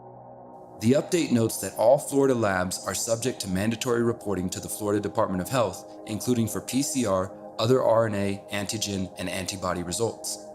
The update adds new requirements for the PCR test, asking labs to record the cycle threshold values for the process.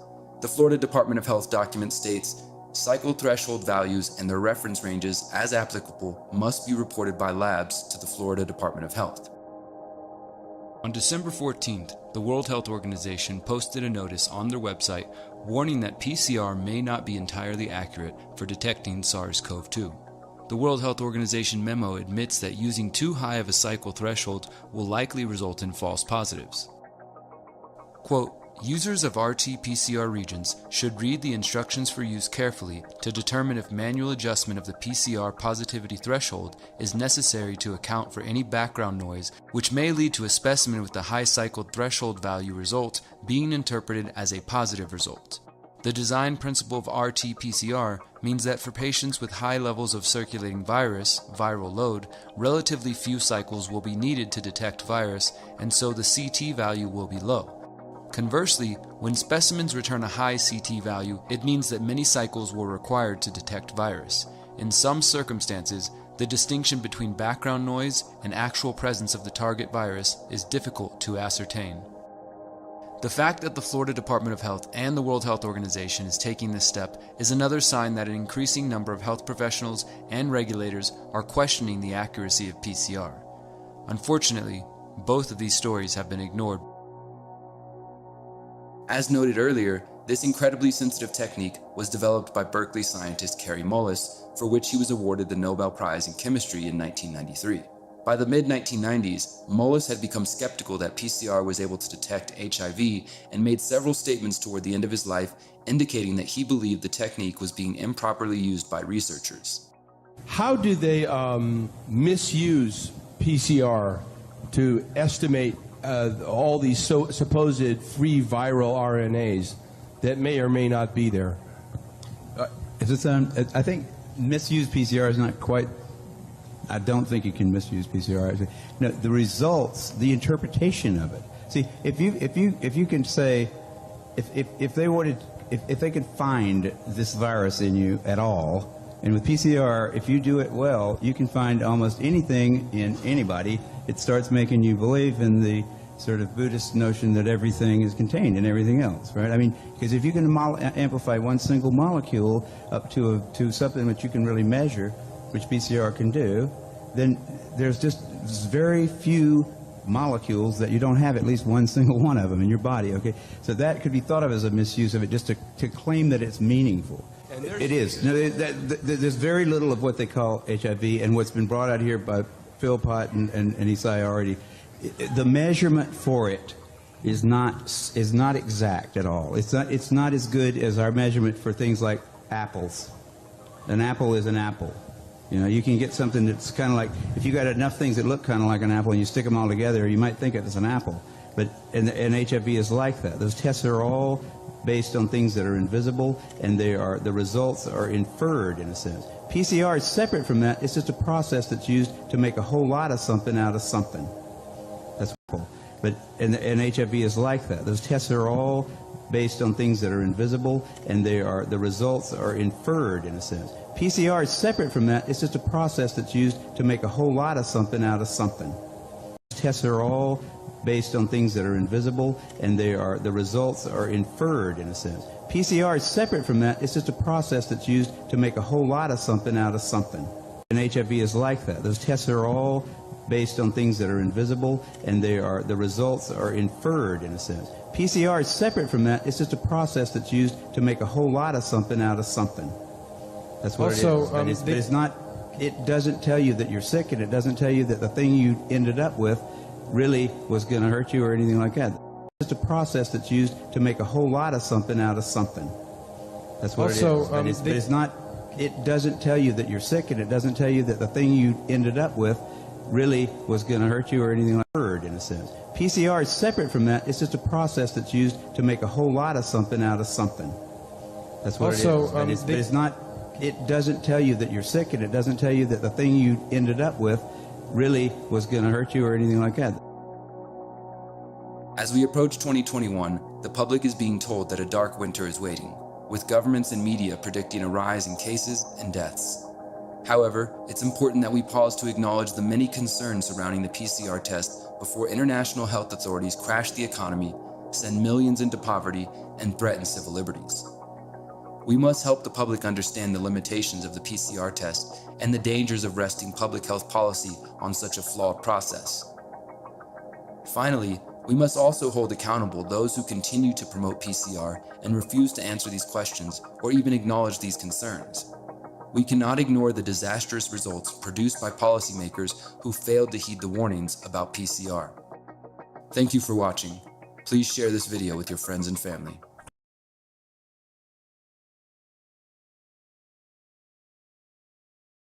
Derek Bros, everybody. God, great piece. I have sent that to so many people.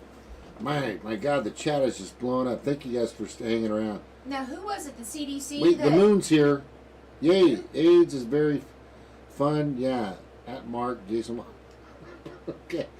Wait, what was your question, babe? I don't know. I got distracted. Okay, got distracted.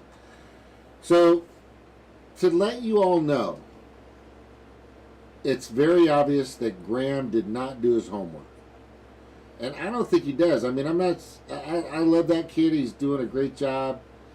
But if you're going to have somebody on where you can actually put them in a position to say, you know what, I'll have to get back to you, which I could have easily, I would have loved to have Dr. Victoria Dooley on my show. Oh my God, bring it. But he wasn't prepared and wasn't ready, and it just fucking drives me nuts. And he just went, it's like watching, Anderson Cooper, or Rachel Maddow, and everybody else out there in mainstream media that doesn't fucking not redirect. Oh, that's what they do is redirect, but is it's like you ask a question, they redirect, right? No, it's something that had to do with the Republicans. Oh, no, it had something to do with Democrats. Yeah. So that happens all the time. Oh, she did it in the interview. When he asked her about, the people that had ill side effects from vaccines, she goes, well, you're not going to convince everybody. What?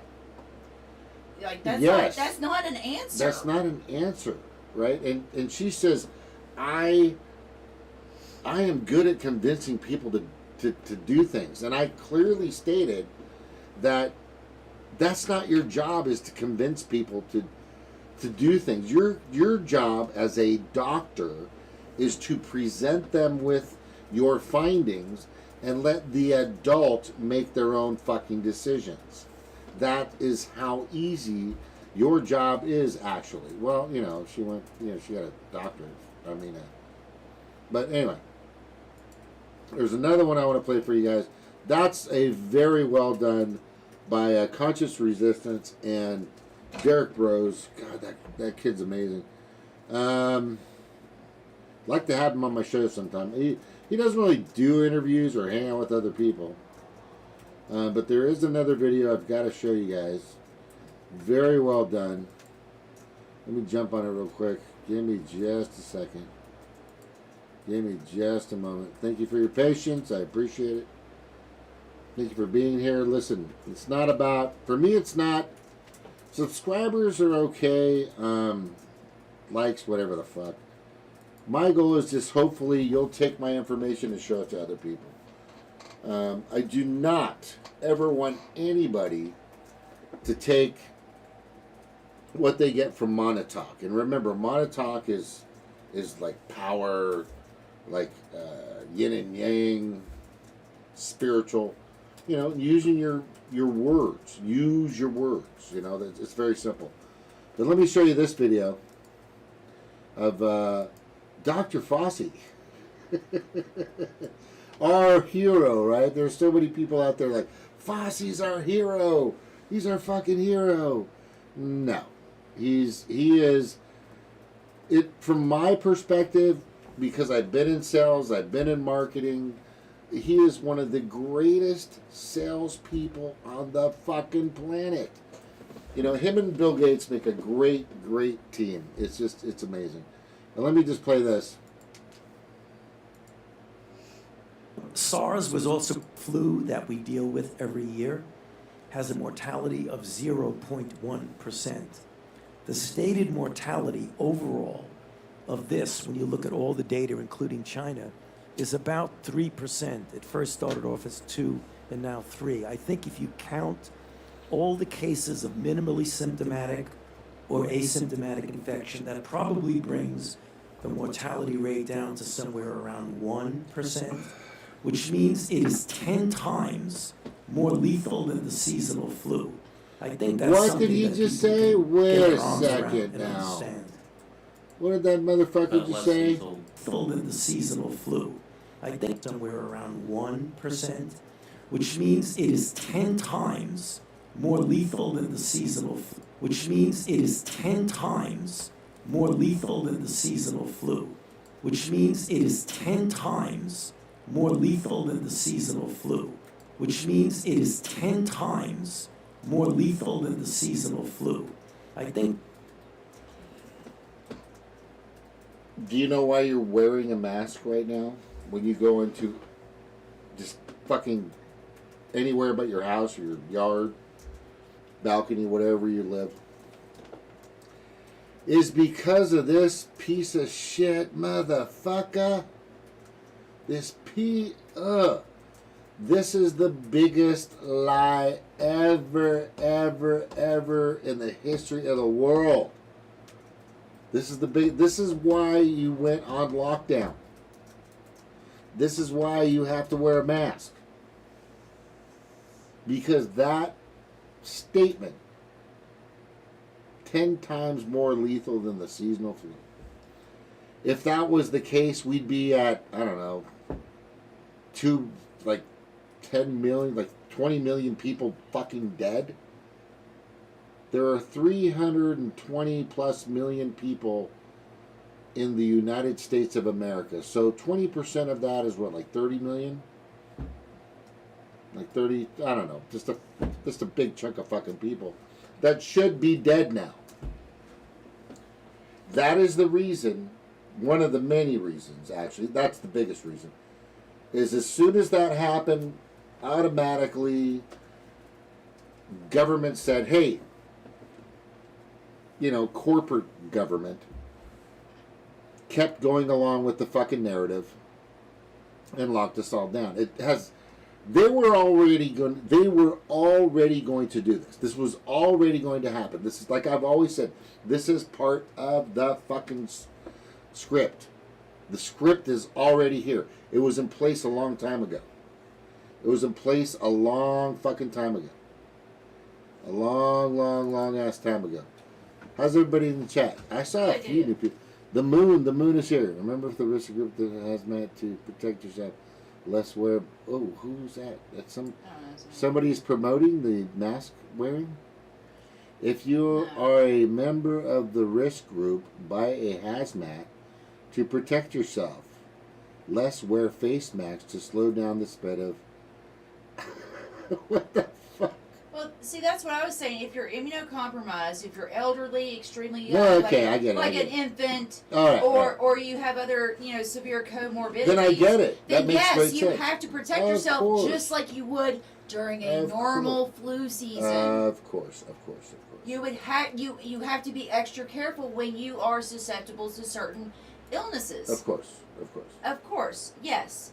But that doesn't mean that you get, did we do this the year, in 2019 with the flu? Did we do, for any other cause of illness or death, do we do this? Absolutely not. And I'm not saying that it doesn't suck when people die, but,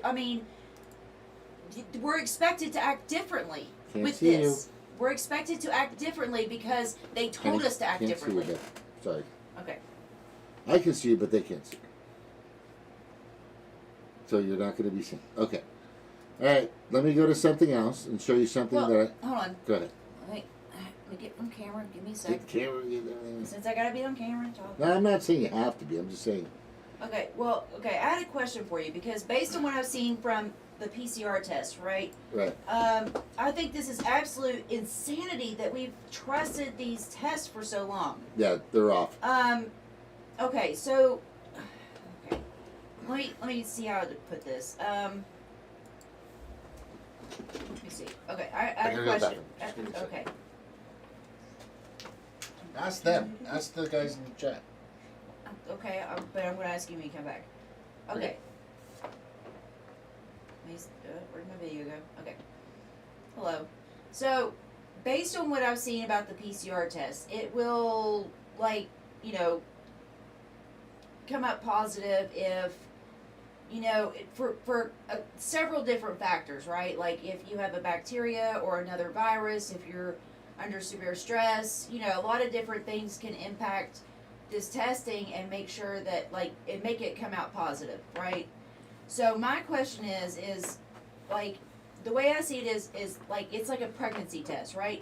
It doesn't tell you if it's a. Oh, that's a good. It doesn't tell you if you're having a boy or a girl. It doesn't tell you if your baby is healthy or if your baby is viable or if it's in the tubes or if if it has Down syndrome or anything like that. It's general. It's pretty just general. A general test to let you know, hey, there's something growing in there, right? So not. But that's how I see the PCR test. Yeah. It'll just set off if, come up as positive if, there's just something in your body that can alert it. It is not specified. It is not a COVID-19 test. It is a PCR test. It is not a specific test, which if they had isolated the virus, they would have had an isolated test for the virus. But they don't. Just like they still, there's still people coming out, like Jimmy was showing earlier, that there was a doctor saying that they still haven't isolated the virus. So if you haven't isolated the virus, how do you have a vaccine? How can you tell a person's body to fight this specific virus if you haven't isolated that specific virus? Yeah. These are the biggest questions I have in regards to even diagnosing. Because what we see with the flu virus, what we see with the flu is the flu just went away. Now I understand that people are under, lockdowns and stuff, so the flu's not going to go around as much. But the flu isn't going around, but COVID-19 is. So the flu doesn't spread anymore. The flu disappeared. Nobody gets the flu anymore. The only thing you can get is COVID-19, which I understand that there's not really a clinical test for the flu. But there's supposedly a clinical test for corona. So you could automatically, just by having a test for, COVID-19, that they should, be able to eliminate all, flu patients. But they don't. Everybody gets lumped into the COVID-19 patient. So, the things don't add up.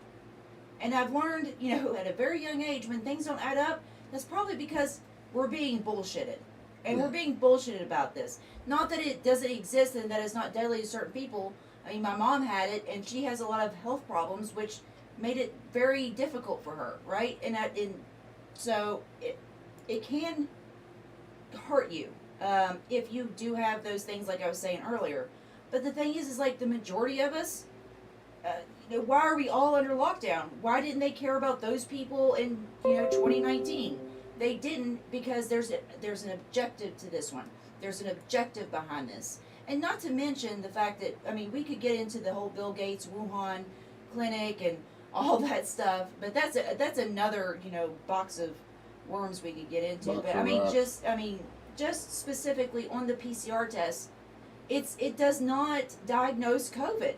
So how can we say that these numbers are legitimate when we don't have a legitimate test to, diagnose it? It just doesn't make sense. No. So, does that, what do you think about all that? Me? Shit. Yeah, you, Chad, anybody. I'm just screaming for answers at this point, really. Yeah. I feel like a crazy person. Because No. Wait. No, you're not, babe. Well, that's how they want us to feel, right? Because everywhere we turn, every TV we turn on, they're telling us to believe a certain narrative, and it's being repeated to us from all these different people. But it's like, but we're looking at the evidence, and it's just like that's not matching up with what you're saying, dude. Like this isn't real. Like it's real, but what you're saying, what you're trying to get us to do isn't real. You're using this for your own personal gain and narrative and for your benefactors and your donors. That's it. It's the Great Reset. There you go. Well, if you know much about that, but here's something that I think would be important for people to understand. Is and I've brought this point up a bunch of times. So, like I said, you hate the military-industrial complex. You hate big fracking and big nuclear and big Wall Street and big banks and all this other shit. And you're pretty much like leaning on the left side, right? But the thing is how could you expect to move and stand with, because you're standing with them now, Big Pharma. What's going on? Jordan said that.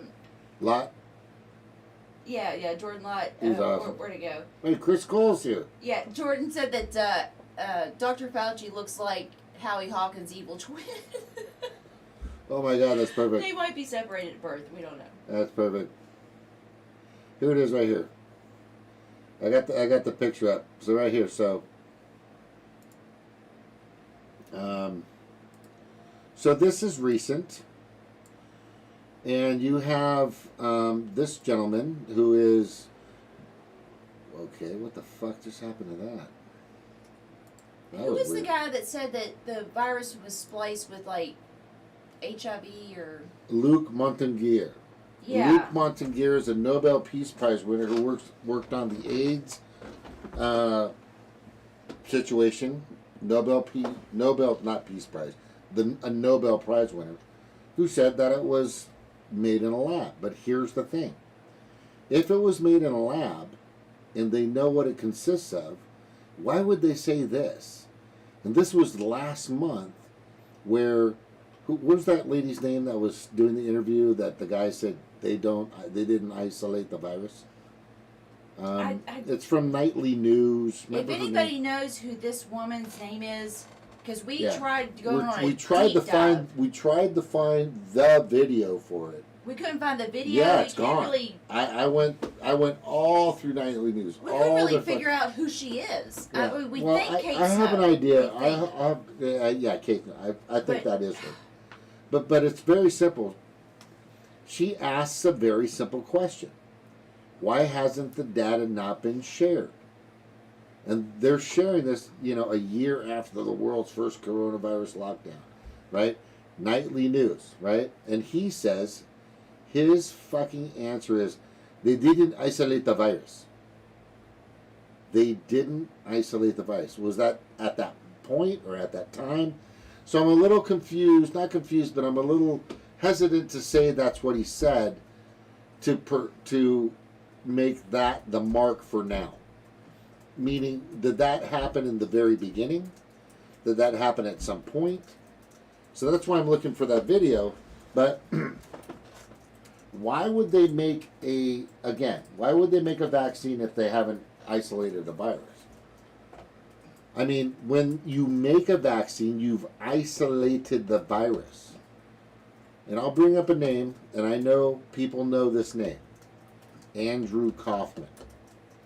Andrew Kaufman and many others have said that they haven't clearly isolated this virus, which to me means that if you haven't clearly isolated the virus completely, to know that unequivocally it is that particular virus, or you've narrowed it into one singular entity, in a sense, then you would be able to attack that entity. And if the case is that never happened, then what are we going after? Why is there a vaccine? If we haven't completely and fully isolated this fucking thing, then why in the fuck are we building a vaccine? And I rest my case on that. You have no choice. Oh, I fucking love George Carlin. He's so amazing. I like this one by Carrie Fisher. Stop COVID-19. Help us stop the spread. Shut off your television. That's all you got to do, man. That's all you got to do. And I want people to remember this, because it appears that we're going in this way. They got social credit coming up here pretty soon. And I know you guys know much about this. And the thing is people are trying to catch up with it.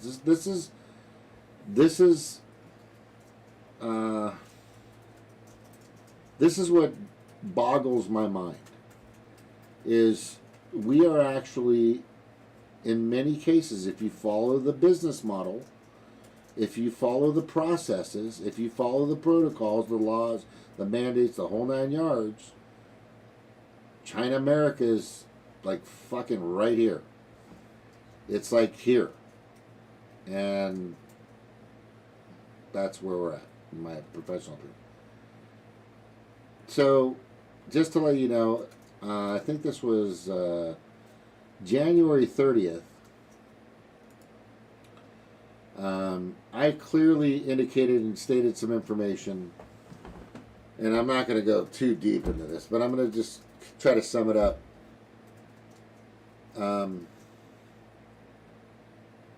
The Cato Institute and others said that 2.2 million people would die within 6 months to a year, right? Because Fauci said that it's 10 times lethal than the seasonal flu. Everybody jumped on that immediately, mainstream media, the whole 9 yards.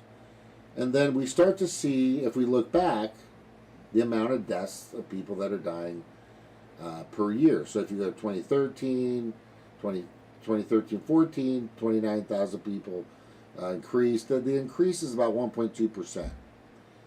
And as if you go down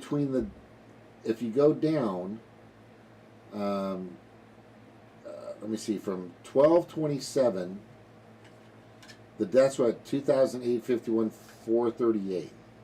It appears that the total death toll for the year could easily be less or close.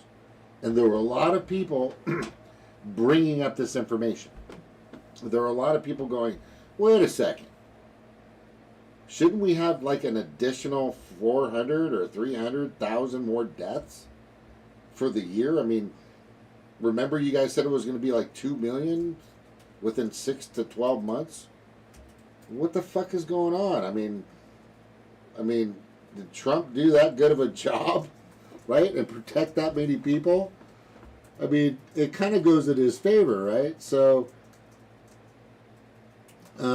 what's really interesting is if you go down here a little bit, from 120, this is good. Let me see, from 1213, no, from 127, and this is the CDC, and I have pictures of this. There was 3,361,508 total deaths, right? And then in 1231, there were 2 million, wait, excuse me, from 3,361 to 2,913,000, all right? All of a sudden, 448,000 plus people died, right?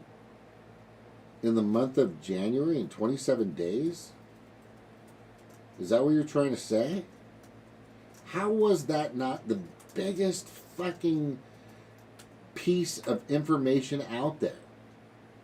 Right? How was that not like one of the largest pieces of information out there? I mean, if you these are the CDC's numbers, people. Now on 127, there were 3,361,508 in total deaths, right?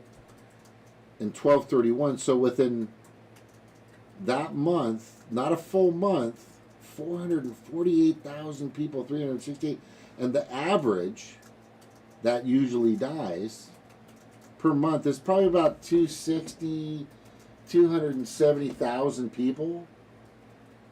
So all of a sudden, all these fucking people are dying just out of nowhere. While, at the same time, people are asking the question, where's all these extra people? It's very apparent, right? Somebody's trying to play catch-up. Somebody's trying to fudge some numbers to try to reach the numbers that they're stating are actual COVID deaths, but probably aren't at all. As the fucking pandemic, as the actual seasonal flu somehow disappeared, but COVID just all of a sudden just is still happening. It's fucking ridiculous. So what I like to tell people is what we need to do and what we must do is we must demand for a full audit, which isn't going to happen, right? Tell your legislator, write your fucking senator, email your whatever. They're fucking all aboard. All aboard. They're all going to fucking go with this. It's pretty obvious. I mean, all the numbers are not panning out. The PCR tests aren't panning out. None of this makes any fucking sense. And so many people like fucking Graham Elwood is selling the vaccine right now. With his number one salesperson, Dr. Victoria Dooley, right? Who's a Bernie bro, or broest, or whatever the fuck we call it. Right? The guy that fucking decided to hose everybody when he went on, and this is Bernie, he goes on Jimmy Kimmel, right? He goes on Jimmy Kimmel, and and Jimmy Kimmel asks him this, right? He goes, so if you lose, do you think Biden can win? And the first thing this is like, remember, anytime you are on, even back in Letterman, even back in Carson, even back in, even just Jay Leno, Jimmy Kimmel, Jimmy, what's that other fucker's name? Anyway, James Corbin or something. But Jimmy Fallon. Why is it all a bunch of fucking Jimmys? It's kind of bad. But these are all scripted. Very well done scripted shows. So when you go on there, right? When you go on these shows, everything's scripted. Bernie doesn't say anything unless it's scripted, especially in national television. So when Jimmy Fallon asks him, so what if you lose? Do you think Biden can win? Bernie says, I do. Now, if I am running for fucking president of the United States, I wouldn't fucking say that. So, by the way, Bernie people, you're being fucking played. Bernie's a fucking cattle herder. He's the Pied Piper of the DNC. He's always been. Oh, he's the piggy bank. He's the one that raises the funds for them. Yeah, he raises the funds. Come on back. You know, not that they really need it, but he's the one who gets the support. You can reform from within. You know, Yeah. that's what he wants people to believe. Reform within. That's just not. Look what it never did to gonna him. Yeah. And that's kind of a moot point in regards to this giant scamdemic. It's a kind of a moot point, seriously. There's so much evidence out there to show that so many people are being played. It's really sad. But the thing is I mean, what else do you need to know? I mean, what else do we need to give you? I mean, there's just so much. I love this one. I like this picture right here. This is good. All right. Fossey. There, bro, if you want to fucking wear a mask, put the whole fucking box on your face. Just go ahead and wear the whole box, motherfucker. God, that guy he's good, but he needs to go down. A lot of these horses need to be put down. Oh, there you go. There you go. And, oh, you got to see the beginning of this. Oh, and action. All right, I'm ready. Do I start walking now? When do I start? Okay, down. Now start walking. All right, like you're going to present food and stuff to servicemen. God, that fuck guy, you people, I swear to God. Oh, I used to inner tube on Mauna Kea in Hawaii. That's cool. Let me see. Attempts to strip back to the. That's good. What's that? I had one from Ben Schwann that I want. Where is it? Where is it? I think I got it. Ben Schwann. I think I missed it. But I wanted Graham to see this. I know he's not paying attention. He's too busy hanging out with Dr. Doolittle. Do nothing. Dr. Do Nothing. Dr. Do Nothing for everybody. Let me just check here real quick. Hold on. There's the Corvette. Good show, by the way. Good stuff coming out. Let me see here. Hang on, guys. Just a second. Oh, Jesus. Chasing Indy. Who the fuck? Let me go back. Just a second. Got Brexit. Chasing Indy. Oh, that's good. Okay, there he is again.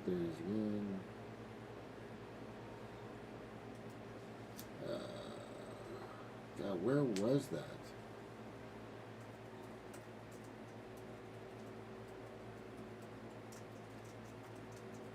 Man, come on. There's Luke Montague. Oh, there it is. Biggest smoke covered. There it is. This is the one I wanted to show you. The biggest problem with the vaccines, whether created by Moderna or Pfizer or AstraZeneca. The truth is, it's not just the risk that's involved with taking any vaccine. It's not just the unknowns about what this vaccine might have in terms of harmful effects. It's the fact that we can't even ask questions about it, and we can't trust the answers we're getting on social media or from mainstream media. I'm Ben Swan, and this is Truth in Media.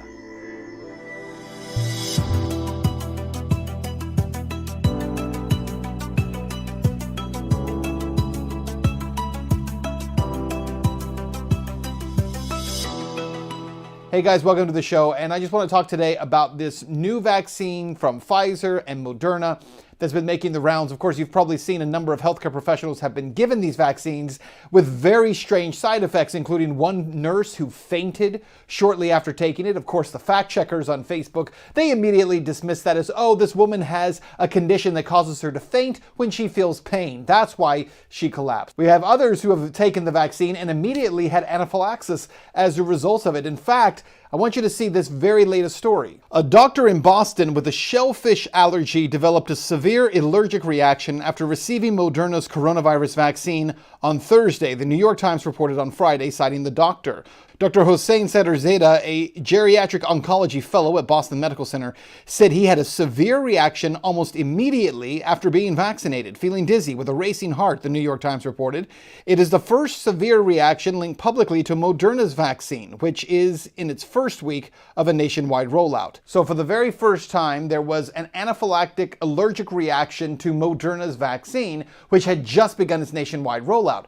Simultaneously, though, it should be mentioned that Moderna and Pfizer have had very similar complications with a number of people. In fact, Pfizer has had as many as 6 allergic reactions to their vaccine, including people who suffered from anaphylactic reactions. Quote, the U.S. Food and Drug Administration said that the FDA is investigating around 5 allergic reactions that occurred after people were administered Pfizer and BioNTech's COVID-19 vaccine in the United States.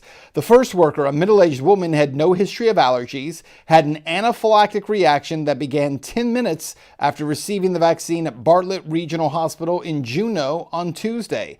A hospital official said she experienced a rash over her face and torso, shortness of breath, and elevated heart rate.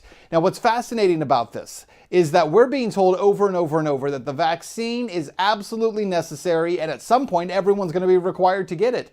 But at the same time, we keep getting such mixed messages about this vaccine, including the message about whether or not, if you get the vaccine, you'll still have to wear a face mask and social distance. Because Dr. Anthony Fauci is saying you will. If you take the vaccine, you're still going to be required to wear a face mask and keep your distance from other people, and that lockdowns may still be required, which demonstrates that the vaccine then has nothing to do with public health, nor do these orders, because you can't mandate that everyone get the vaccine in order to protect the public, then turn around and say, but the vaccine's not really protecting the public. If you still wear a mask, if you still have to social distance, and if it is believed, as it is right now, that the vaccine does not prevent infection, it does not prevent the spread of infection from one person to another, then you have to ask the question, what is the point of the vaccine in the first place? And that, of course, raises another serious question, because as we've talked about this issue before, there is another very important reality that is not being discussed. And that is the reality that the COVID vaccine seems to fail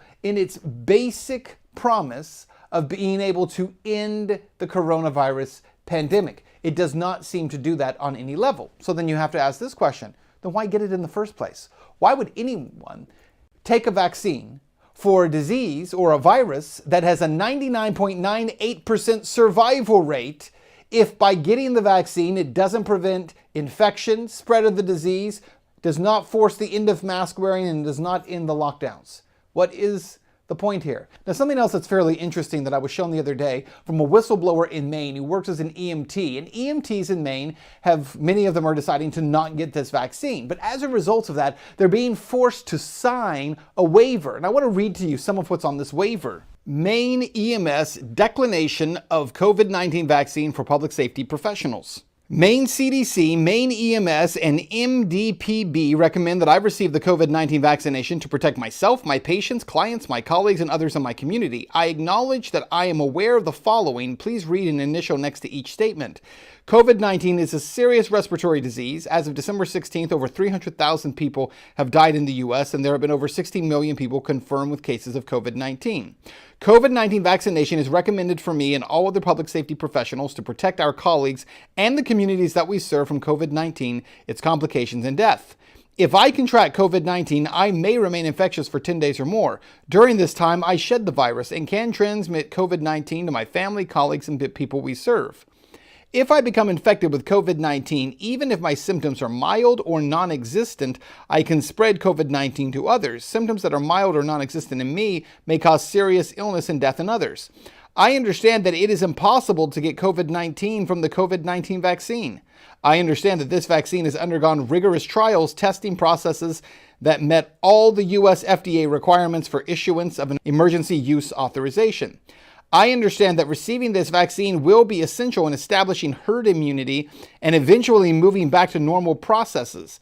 I understand that mRNA vaccines do not alter, change, or even interact with my DNA. The consequences of my refusal to be vaccinated could have life-threatening consequences for my health and the health of everyone with whom I have contact, including my coworkers, my family, and members of the communities I serve. I understand that I'm being offered the COVID-19 vaccine and I'm electing not to get vaccinated. I understand that I can change my mind at COVID-19 vaccine. To my family, aware of the following, please read an initial next to each statement. COVID-19 is a serious respiratory disease.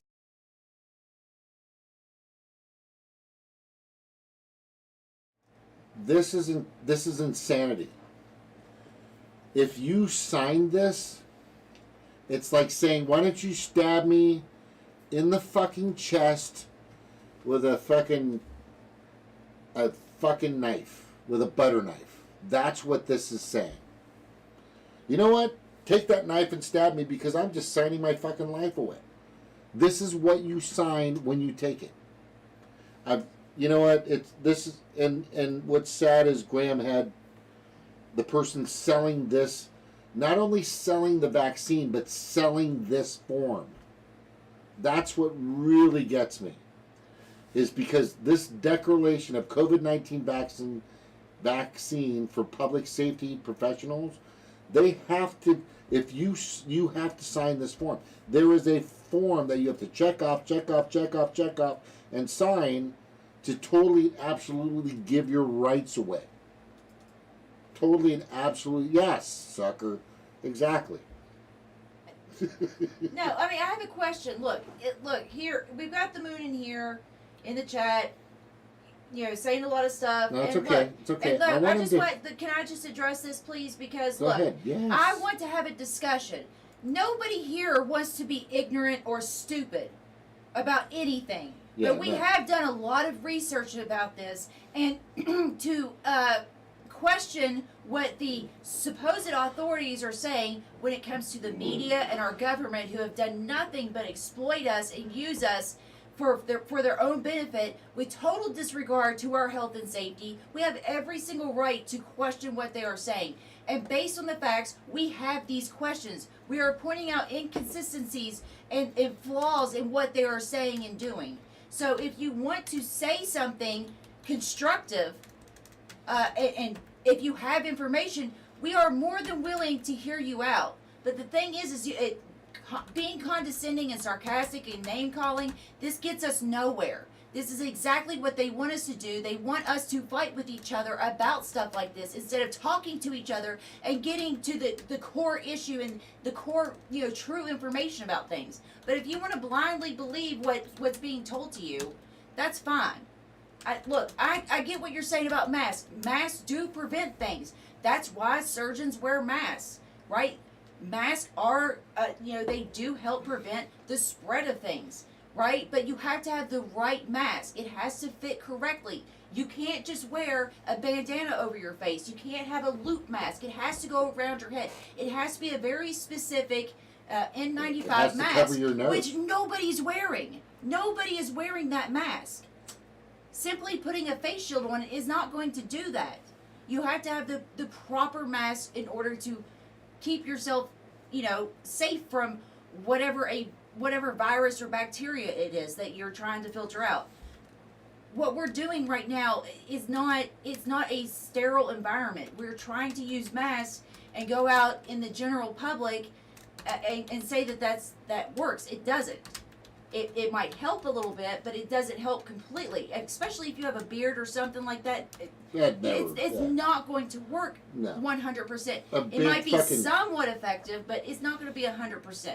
If you got a Santa Claus beard, just what the fuck?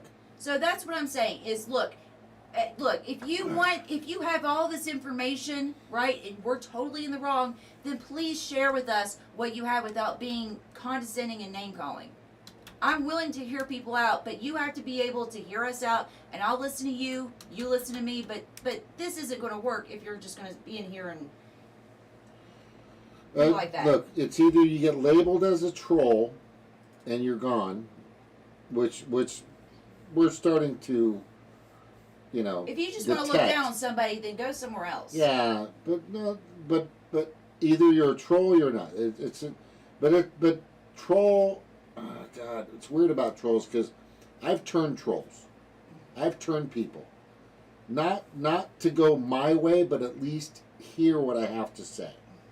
At least understand where I'm going. And then at some point, we'll get on the same plateau to discuss the issue, the problem, and have a decent rebuttal or an argument, for that matter, with respect, concern, and understanding of each other's perspective, their morals, their ethics, or whatever.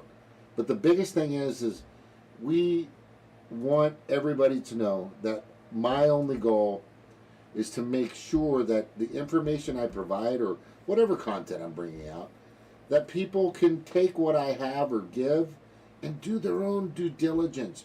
Do your own research. Chiggity, check yourself before you wreck yourself. But don't take my information as absolute fact. Do your own homework. Don't be lazy. In Hawaiian, they call it blala. And I'm telling you, never call a Hawaiian blala. Ever. Very disrespectful. So the moon, we appreciate you being here. We're trying to do our best to make sure that we are safe, that people are taken care of. And by just blindly following along with what the government and the mainstream media is telling us, it is causing a lot of harm. There are people committing suicide. There are people out in the streets unemployed. I mean, like, seriously. There are a lot of people being hurt by this. And to just go along because what? Oh, you're morally superior because what? You wear a fucking mask? Okay, please. I'm willing to hear you out, but look, if you can't have a discussion, then this isn't a discussion. You're just wasting our time. I would love nothing more than to have a discussion where we exchange facts and information. Don't get upset. Be calm. Whatever. I can't stand this. Anne just came on, right? Did you see her? Anne just came on. And she's like, how did I get a wrench? Has she been here before? I think I've... Yeah, I've seen her around before. Yeah, I think it's been a while. Yeah, I've seen her. Yeah. No, we would just want people to know what's going on. Yeah, I mean, like, what? Do you think we're out here trying to get people sick? Are we trying to get people killed? No, of course not. We're here. The only thing I want to do is help people and make people's lives a little bit easier and better and happier than what it is now, which is for a lot of people absolute total fucking misery. When you're out of a job, when you have no money, when you're out on the streets, right? Constantly living under fear, and your government telling you that you're a piece of shit because you have questions about what's going on. Will you question their narrative that you're some kind of crazy loon because you don't trust the people that are willing to send us out into wars to die, that are willing to send us, anywhere to die, to exploit our misery. That's all we're trying to do is just to help people and share the information that we have. That's it. End of story. Yeah, you're here, either you're paying attention, trying to learn, or you're not. That's all. Yeah, well, they're gone now because I actually asked them questions. They wouldn't talk to me. They wanted to argue with Mark instead of actually answering. Who's gone? Did the moon leave? Yeah. Oh. Instead of actually answering the questions that I had, he wanted to sit there and call names, or she wanted to sit there and call names. Listen, if he comes back and does it again, then we know what his agenda is. Nothing gets me riled up. Like, we can have a discussion, but this shit ain't gonna fly. That's it. Oh. It takes a lot for me to fucking argue with somebody. Y'all know I'm usually pretty fucking peaceful and passive. Yeah. Don't be fucking... As of December 16th, over 300,000 people have died in the U.S., and there have been over 16 million people confirmed with cases of COVID-19. So I just want to say, guys, thank you all for being here. We're going to stick around for a little bit longer. Thank you. And I appreciate the attention. But this is something that my video before this, I think it was, 358 or something, is clearly indicating to Graham. God, I love this kid. He's awesome. I don't know. Yeah, God, I can't believe he's got sucked into this. But he needs to know that people are presented with this form. This is what fucking just drives me crazy. It's like, dude, what are you talking about? You're signing. It's like, this is the contract that fucking the devil will give you. This is the contract, right? If this happens, you're fucked. If this happens, then you're fucked. This happens, then you're fucked. COVID-19 vaccination is recommended for me and all other public safety professionals to protect our colleagues and the communities that we serve from COVID-19, its complications, and death. If I contract COVID-19, I may remain infectious for 10 days or more. During this time, I shed the virus and can transmit COVID-19 to my family, colleagues, and the people we serve. If I become infected with COVID-19, even if my symptoms are mild or non-existent, I can spread COVID-19 to others. Symptoms that are mild or non-existent in me may cause serious illness and death in others. I understand that it is impossible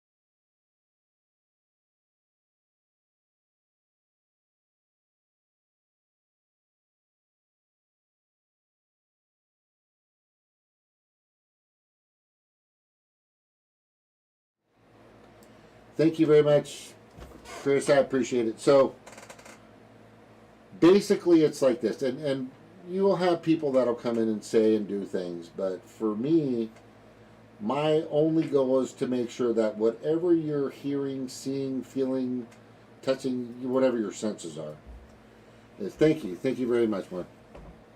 Whatever, great to have you here, by the way. Chris, welcome, Chris Cole. You make the decision. You make the call, right? I think it's important that wherever you're getting your information from, left, right, up, down, sideways, whatever, take bits and pieces that make sense or kind of don't and research those. The thing about us is most of us is we'll look at that box with lights, you know, the big cell phones that are now smartphones that are television screens, and we'll look at it like it's absolute and total truth, absolute and total fact. And that is, it's more of a plague. I mean, if you're already watching that information, that means that you've already taken the vaccine. You've already succumbed to the will of the predator class. corporate governance is going to absolutely and totally happen for you. And if you want to go in that direction, and if you're a part of that direction, that's your choice. That's fine. But I would say that 99% of the people out there, which we've always been on the back burner, and a few burners back, we just need to wake up. And I know everybody's heard that saying before, wake up, wake the fuck up, wake up, what the fuck, dude, what the fuck. It's not really about waking up, it's turning your head to the left, to the right, up or down, because you're always just looking at that one monitor in front of you. Take some time every once in a while to look to the left, to look to the right, to look up, to look down, to see what else is being, presented to you. And you may get a different perspective on things. Yeah. Right? You don't want to you just don't want to follow what everybody else has been following for a long time, because it is a giant, monolithic, humongous Godzilla, fucking Tyrannosaurus, it's monster. Yeah. The media is an amazing, amazing mechanism to getting people to obey, to become malleable, meek, obedient. It's an impressive tool. It's amazing. Yeah, and that's why I like to hear people out, because while I have confidence in the research that I've done and that you've done, but still, nobody's susceptible from anything, right? So I always welcome anybody to challenge what we say, and for us to have a solid discussion, or a productive discussion about what we're talking about. So that's always welcome. But at the same time, look, I've done maybe 40% of the research that Jimmy's done on this. I mean, he has devoted every single ounce of his time, basically, to researching. Besides working full time. Yeah, I mean, working full time, and whenever he gets a break from work or a lunch or anything, I mean, he's constantly researching the stuff, and he looks at everything, not just people in his bubble. He listens to everything and looks at everything. So that's why I really trust a lot of the stuff that he's saying, and combined with what I research on my own. Which is a lot. But what he does is he focuses a lot on the vaccine and stuff like that. I focus more on the social and economic impact of it. So I think between the two of us, we pretty much encapsulated the entirety of it. But it's always open for discussion. Everything's open for discussion. Yeah, we're not YouTube. We don't silence anybody. Always, anybody can come on our show. I have. Sorry, you were going to say. Yeah, I mean, what's the solution for people that we disagree with? It's to talk about it. No, we should shut them out, kick them to the curb. Oh yes, censor them. Censor them. We got to. No. I mean, yes, please, let's talk about it, because either you're right or I'm right or somebody else is right. But either way, we'll get to the bottom of this, right? We're gonna get to the bottom of this. So it's only by having discussions like this that we're able to get the full, picture about things. Absolutely. If I stayed in my bubble, I would still be Bernie's it, man. Yeah, I'd be voting for Bernie and using my hand sanitizer and constantly, and just afraid to go outside, which I don't like to go outside. It sucks out there. But I'm an introvert. I like to stay in. Yeah, you need more. She needs a little more sun. Right? No, she doesn't like sun. I'm a sun worshiper. I'm like Superman. If I don't have sun, I will wilt her away. But let me get back to what she was getting to.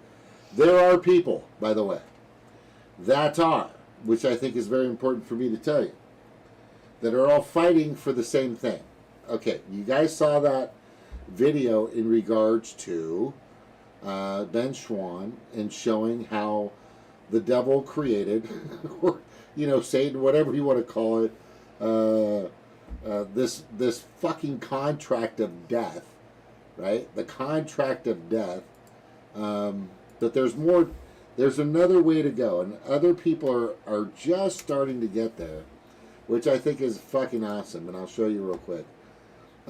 I created, with the help of the fantastic and wonderful Stevie with Redneckonomics, partyexodus.org. Party Exodus, right? It sounds like I'm plugging a fucking a sales pitch or something. Party Exodus. I am. Maybe I am. I don't know. All right, but here it is in a nutshell. So Party Exodus, and you have a lot of people that are involved in this. We've got Combo Couch, Montauk Redneckonomics, Combo Couch, Richard Menhurst. I don't know why you put him in there. But anyway, Kid and Daniel from Hardlands Media. Those kids are doing well. They'll get there. Trust me, they'll get there. Slow News Day, you should put that up on the list. There's no particular order, by the way, here, everybody. Roar Media, absolutely. Shanda and Oz, Amber, and the rest of the gang. Last American Vagabond should be up on the list, but he's in there. Conscious Resistance, Ben Schwann, James Corbett, Working Stiff USA, good stuff. Spiro, good kid. Really graceful, more on the right. Anomaly, more on the right. High Impact is more on the right. Right, Tim Pool, more on the right. Jimmy Dore back on the left. But the thing is I got to tell you something. Here's what's happening. Fuck your social shit. There's something happening right now that we all need to fight for. We all need to fight for. We need to get ourselves up and out and as far away as we can from this sludge of divide and conquer. We all have common ground. We want a better wage. We want health care. We want, education for ourselves, our schools, our kids. We want a better environment. We want less pollution. We want our First Amendment rights. We want to be able to, especially our freedom of speech, which is being ripped away from us at warp speed, ripped away from us, and non-party voters, right? We're just right into wherever you want. There's more to it, but we need to leave the parties. The parties are doing nothing for us, for sure. So there's also a map that you can click on, and I'll show you how it works. Right? So you hit the map. Let's just say New Mexico. New Mexico is full of stupid people. No, I'm kidding. I just lost William Pounds. Yeah. William Pounds. That's the first person I thought. No, William. But you cannot. What sucks, William, is you cannot write in a vote. You can't write in a vote there, and but it'll show you can't. So what this map basically does is it shows you all the states that you can go into and write in a vote, which is fine, but the whole voting system is fucked up. The goal for all of us is to be able to vote without being part of a party or their political stooge. The goal is, and when you jump down over here, is right here. This is it. Click this pick above and help us all create a voting system. And when you click it, it's going to take you to building a better voting system for the U.S. voting republic. It's like, quote unquote, a exit polling system that we're trying to create. And there's questions in there such as, should there be a national/paid holiday to vote? Of course, yes. If you're fucking smart, of course you should. But if you go down, some stuff that Stevie put in, which is really good. What media What media do you watch to stay informed on elections and our candidates? Some people are left-leaning, right-leaning, stuff like that, which I think is important to know. Pick the answer that best describes how you feel about party politics. Party politics keeps us divided. This is nothing wrong with the two-party system. We should have more parties to choose from. There should be no parties, which I believe. Right? Which is very important. And I think somebody, and sadly he had a few slaves, and let me intimate this, which is important because I love the word intimate, right? Because it comes from George Washington, who said clearly, and I'll say,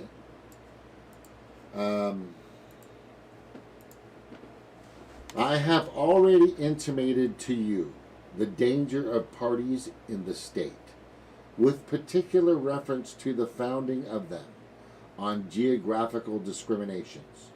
Let me now take a more comprehensive view and warn you in the most solemn manner against the baneful effects the spirit of party generally. He's trying to tell you that you need to be your own voter. You need to be an independent, your own voter. And this has been, and they've stifled this. They have doused this. They have pushed this so far under the rug, and everybody now truly and absolutely believes, because you've been conditioned, and I'm sorry you have, that you have to be with a party.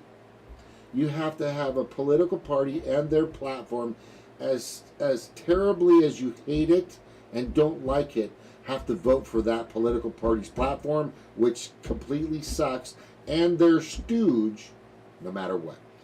Yeah. That should not be the case. So what does a party do? A party, basically, you have to support, instead of supporting the policies and the things that you want to see happen, in your community or in your state or whatever, instead of supporting the policies, now you are supporting a party. Like what you see with Vote Blue no matter who, people, right? You have to support the Democratic Party no matter what. No matter how despicable they are, no matter if it's Joe Manchin, no matter, what they believe or what they do, no matter how much they throw you underneath the bus or how little they do for you, no matter how much they are like Republicans when it comes to voting, you have to support them, right? Because that we are brainwashed into believing that if we don't have these people in there, if we don't support these parties, and the right parties that win, we won't get anything. But we're not getting anything.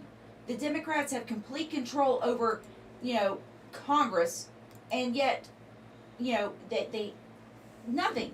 We're getting nothing. We're getting $1,400 out of $1 trillion bill. So please tell me how that's going to work for us. And even Nick Brana, when he's talking about building the movement for a People's Party, he's referencing the Republican Party. Well, the Republicans did it. Remember how good they were when they fought against slavery? Well, look at them now, right? So look at what parties become, because parties can change. They become corruptible, but policies don't. The policies never changed. Don't. Exactly. The policies and the issues have never changed. For 100 years, we've been asking for the same policies, and we keep getting turned down. Why? Because we keep looking to electoral politics, and we keep looking towards parties to solve all of our problems when we're not willing to do the work ourselves. Nothing is given to us for free. What have you ever gotten for free? Do you ever get a paycheck from work where you didn't show up? Absolutely not. So why do we think that we're going to get freedom and democracy and healthcare and all these other things that we need, to end the for-profit wars? We're not going to get any of that stuff because we're not doing anything for it, because we keep looking towards these external saviors that have absolutely never proven themselves to us. Actually the opposite, they've proven to be sellouts and liars and corporate whores. Even, I mean, Joe Biden, there's a clip of him where he talks about prostituting himself before the donors. He says the word prostitute. He says prostitute. Yeah, I prostituted myself in front of the donors, and they said, "Come back when you're a little bit older." Well, guess what he did? A little bit too old because now he has dementia. But he can't hold a fucking sentence together. But it didn't stop Reagan from being president, so it's not going to stop Joe Biden either. At least until Kamala takes over. But look, besides the fact, we have to take personal responsibility for what we want to see happen, for the work that's done. Yourself. Yes.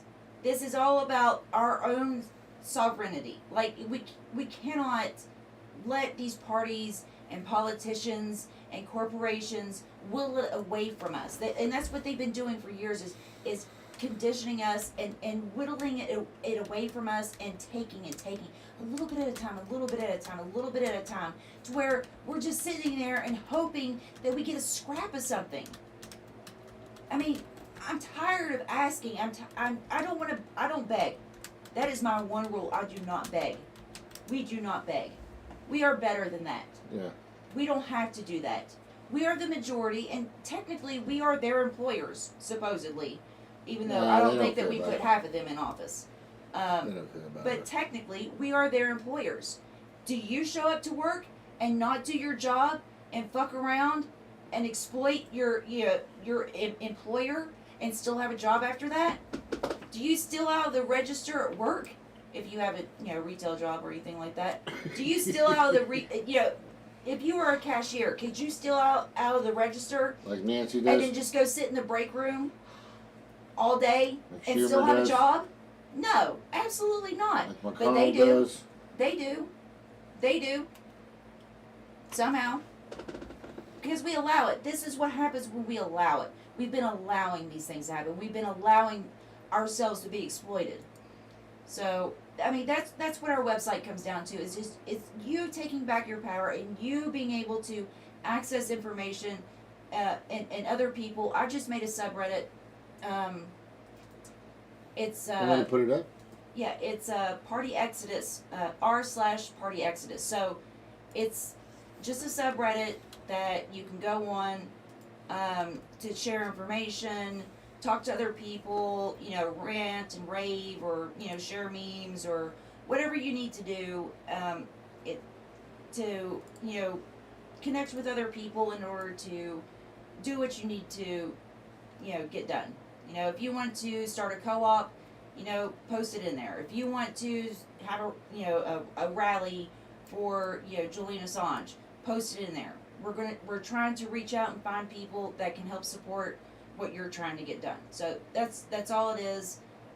People, share information just to connect with each other. And here's the thing: we need to get on the street, feet on the street, people. When I sold solar.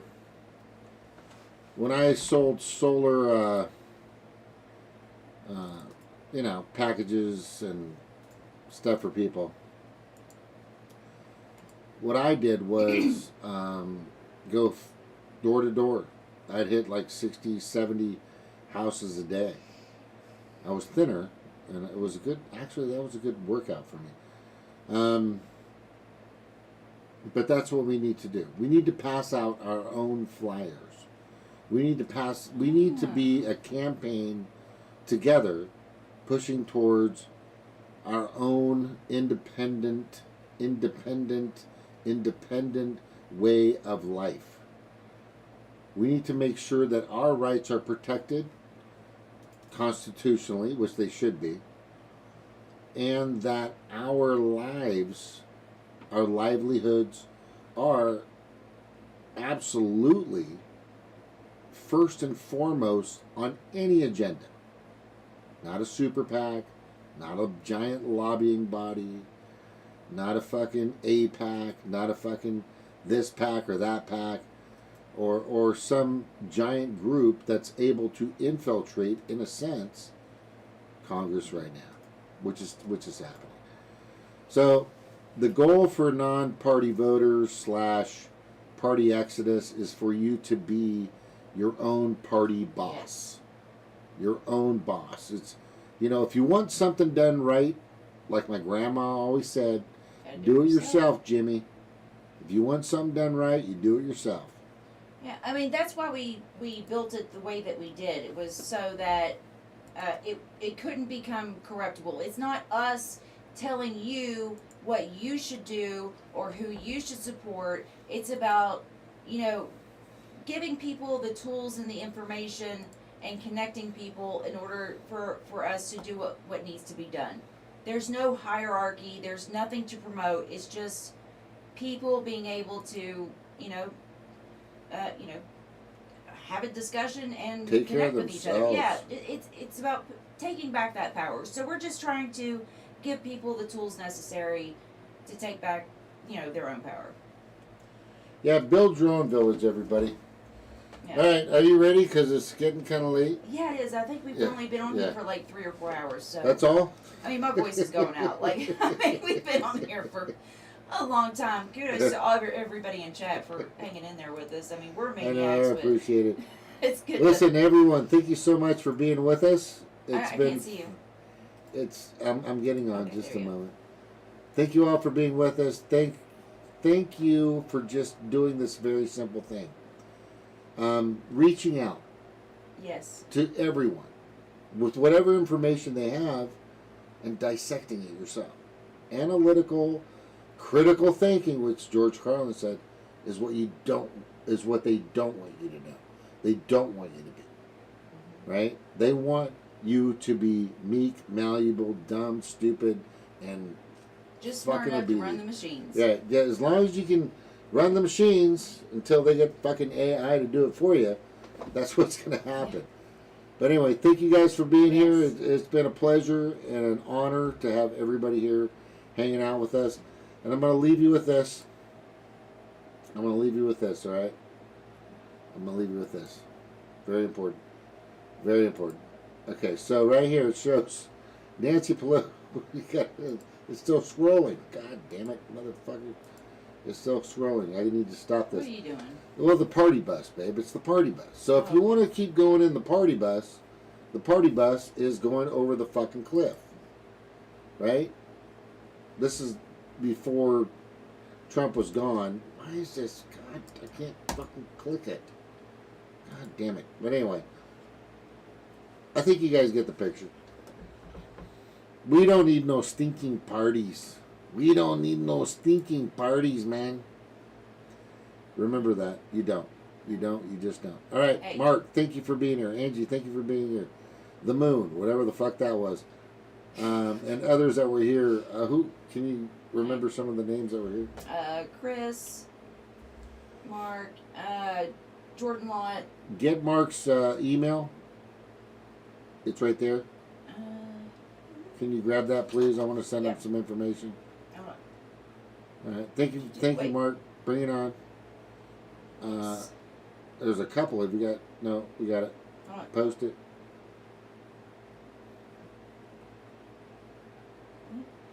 Yeah, look at Angie's going. We need to defund. How? Oh, defund them all. No. But in regards to that, look, there are billions of dollars, and one of my shows clearly indicates it's not coming from us or anybody else. There's a ton of money going from, in our tax dollars in a sense, and from the predator class or the, what do you call them? Not the predator class, but the parasitic class. The parasitic class that's sending money to fucking Facebook, Twitter, YouTube, the whole 9 yards. Hey, do something every day to help your fellow human and to piss off the ruling elite. That's all I'm saying. Just do something every day.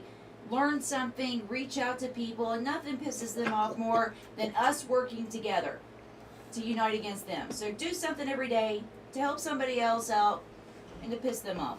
Right. And because I guarantee you, they're doing the same thing. I gotta say they're working every day to undermine us. Chris Kroll, good seeing you. So, and I'll form the head. You got Black Lion Voltron. That's right, baby. I like bitch shit. Yeah. So I'm waiting to get on fucking Rockfin, for God's sakes. I know. Hopefully we can get back on there because I'm done with YouTube. Oh, I am so done, for God's sakes. You hear that? NSA, CIA, FBI, Yeah, FBI, you YouTube, fucking, Democratic Party. Yeah. You know what? I told Stevie the other day, I go, the Department of Justice, does that really exist? They should be, with that title, they should be the biggest form of a department in the fucking United States. They are the Department of Justice. Hey, where's the UN? It's not happening. Yeah, Anyway, right. thank you guys for being here. Super love and aloha. Rock fan all the way. Okay, we're getting off YouTube. Thanks, Ants. Bye, See you y'all. guys. Aloha.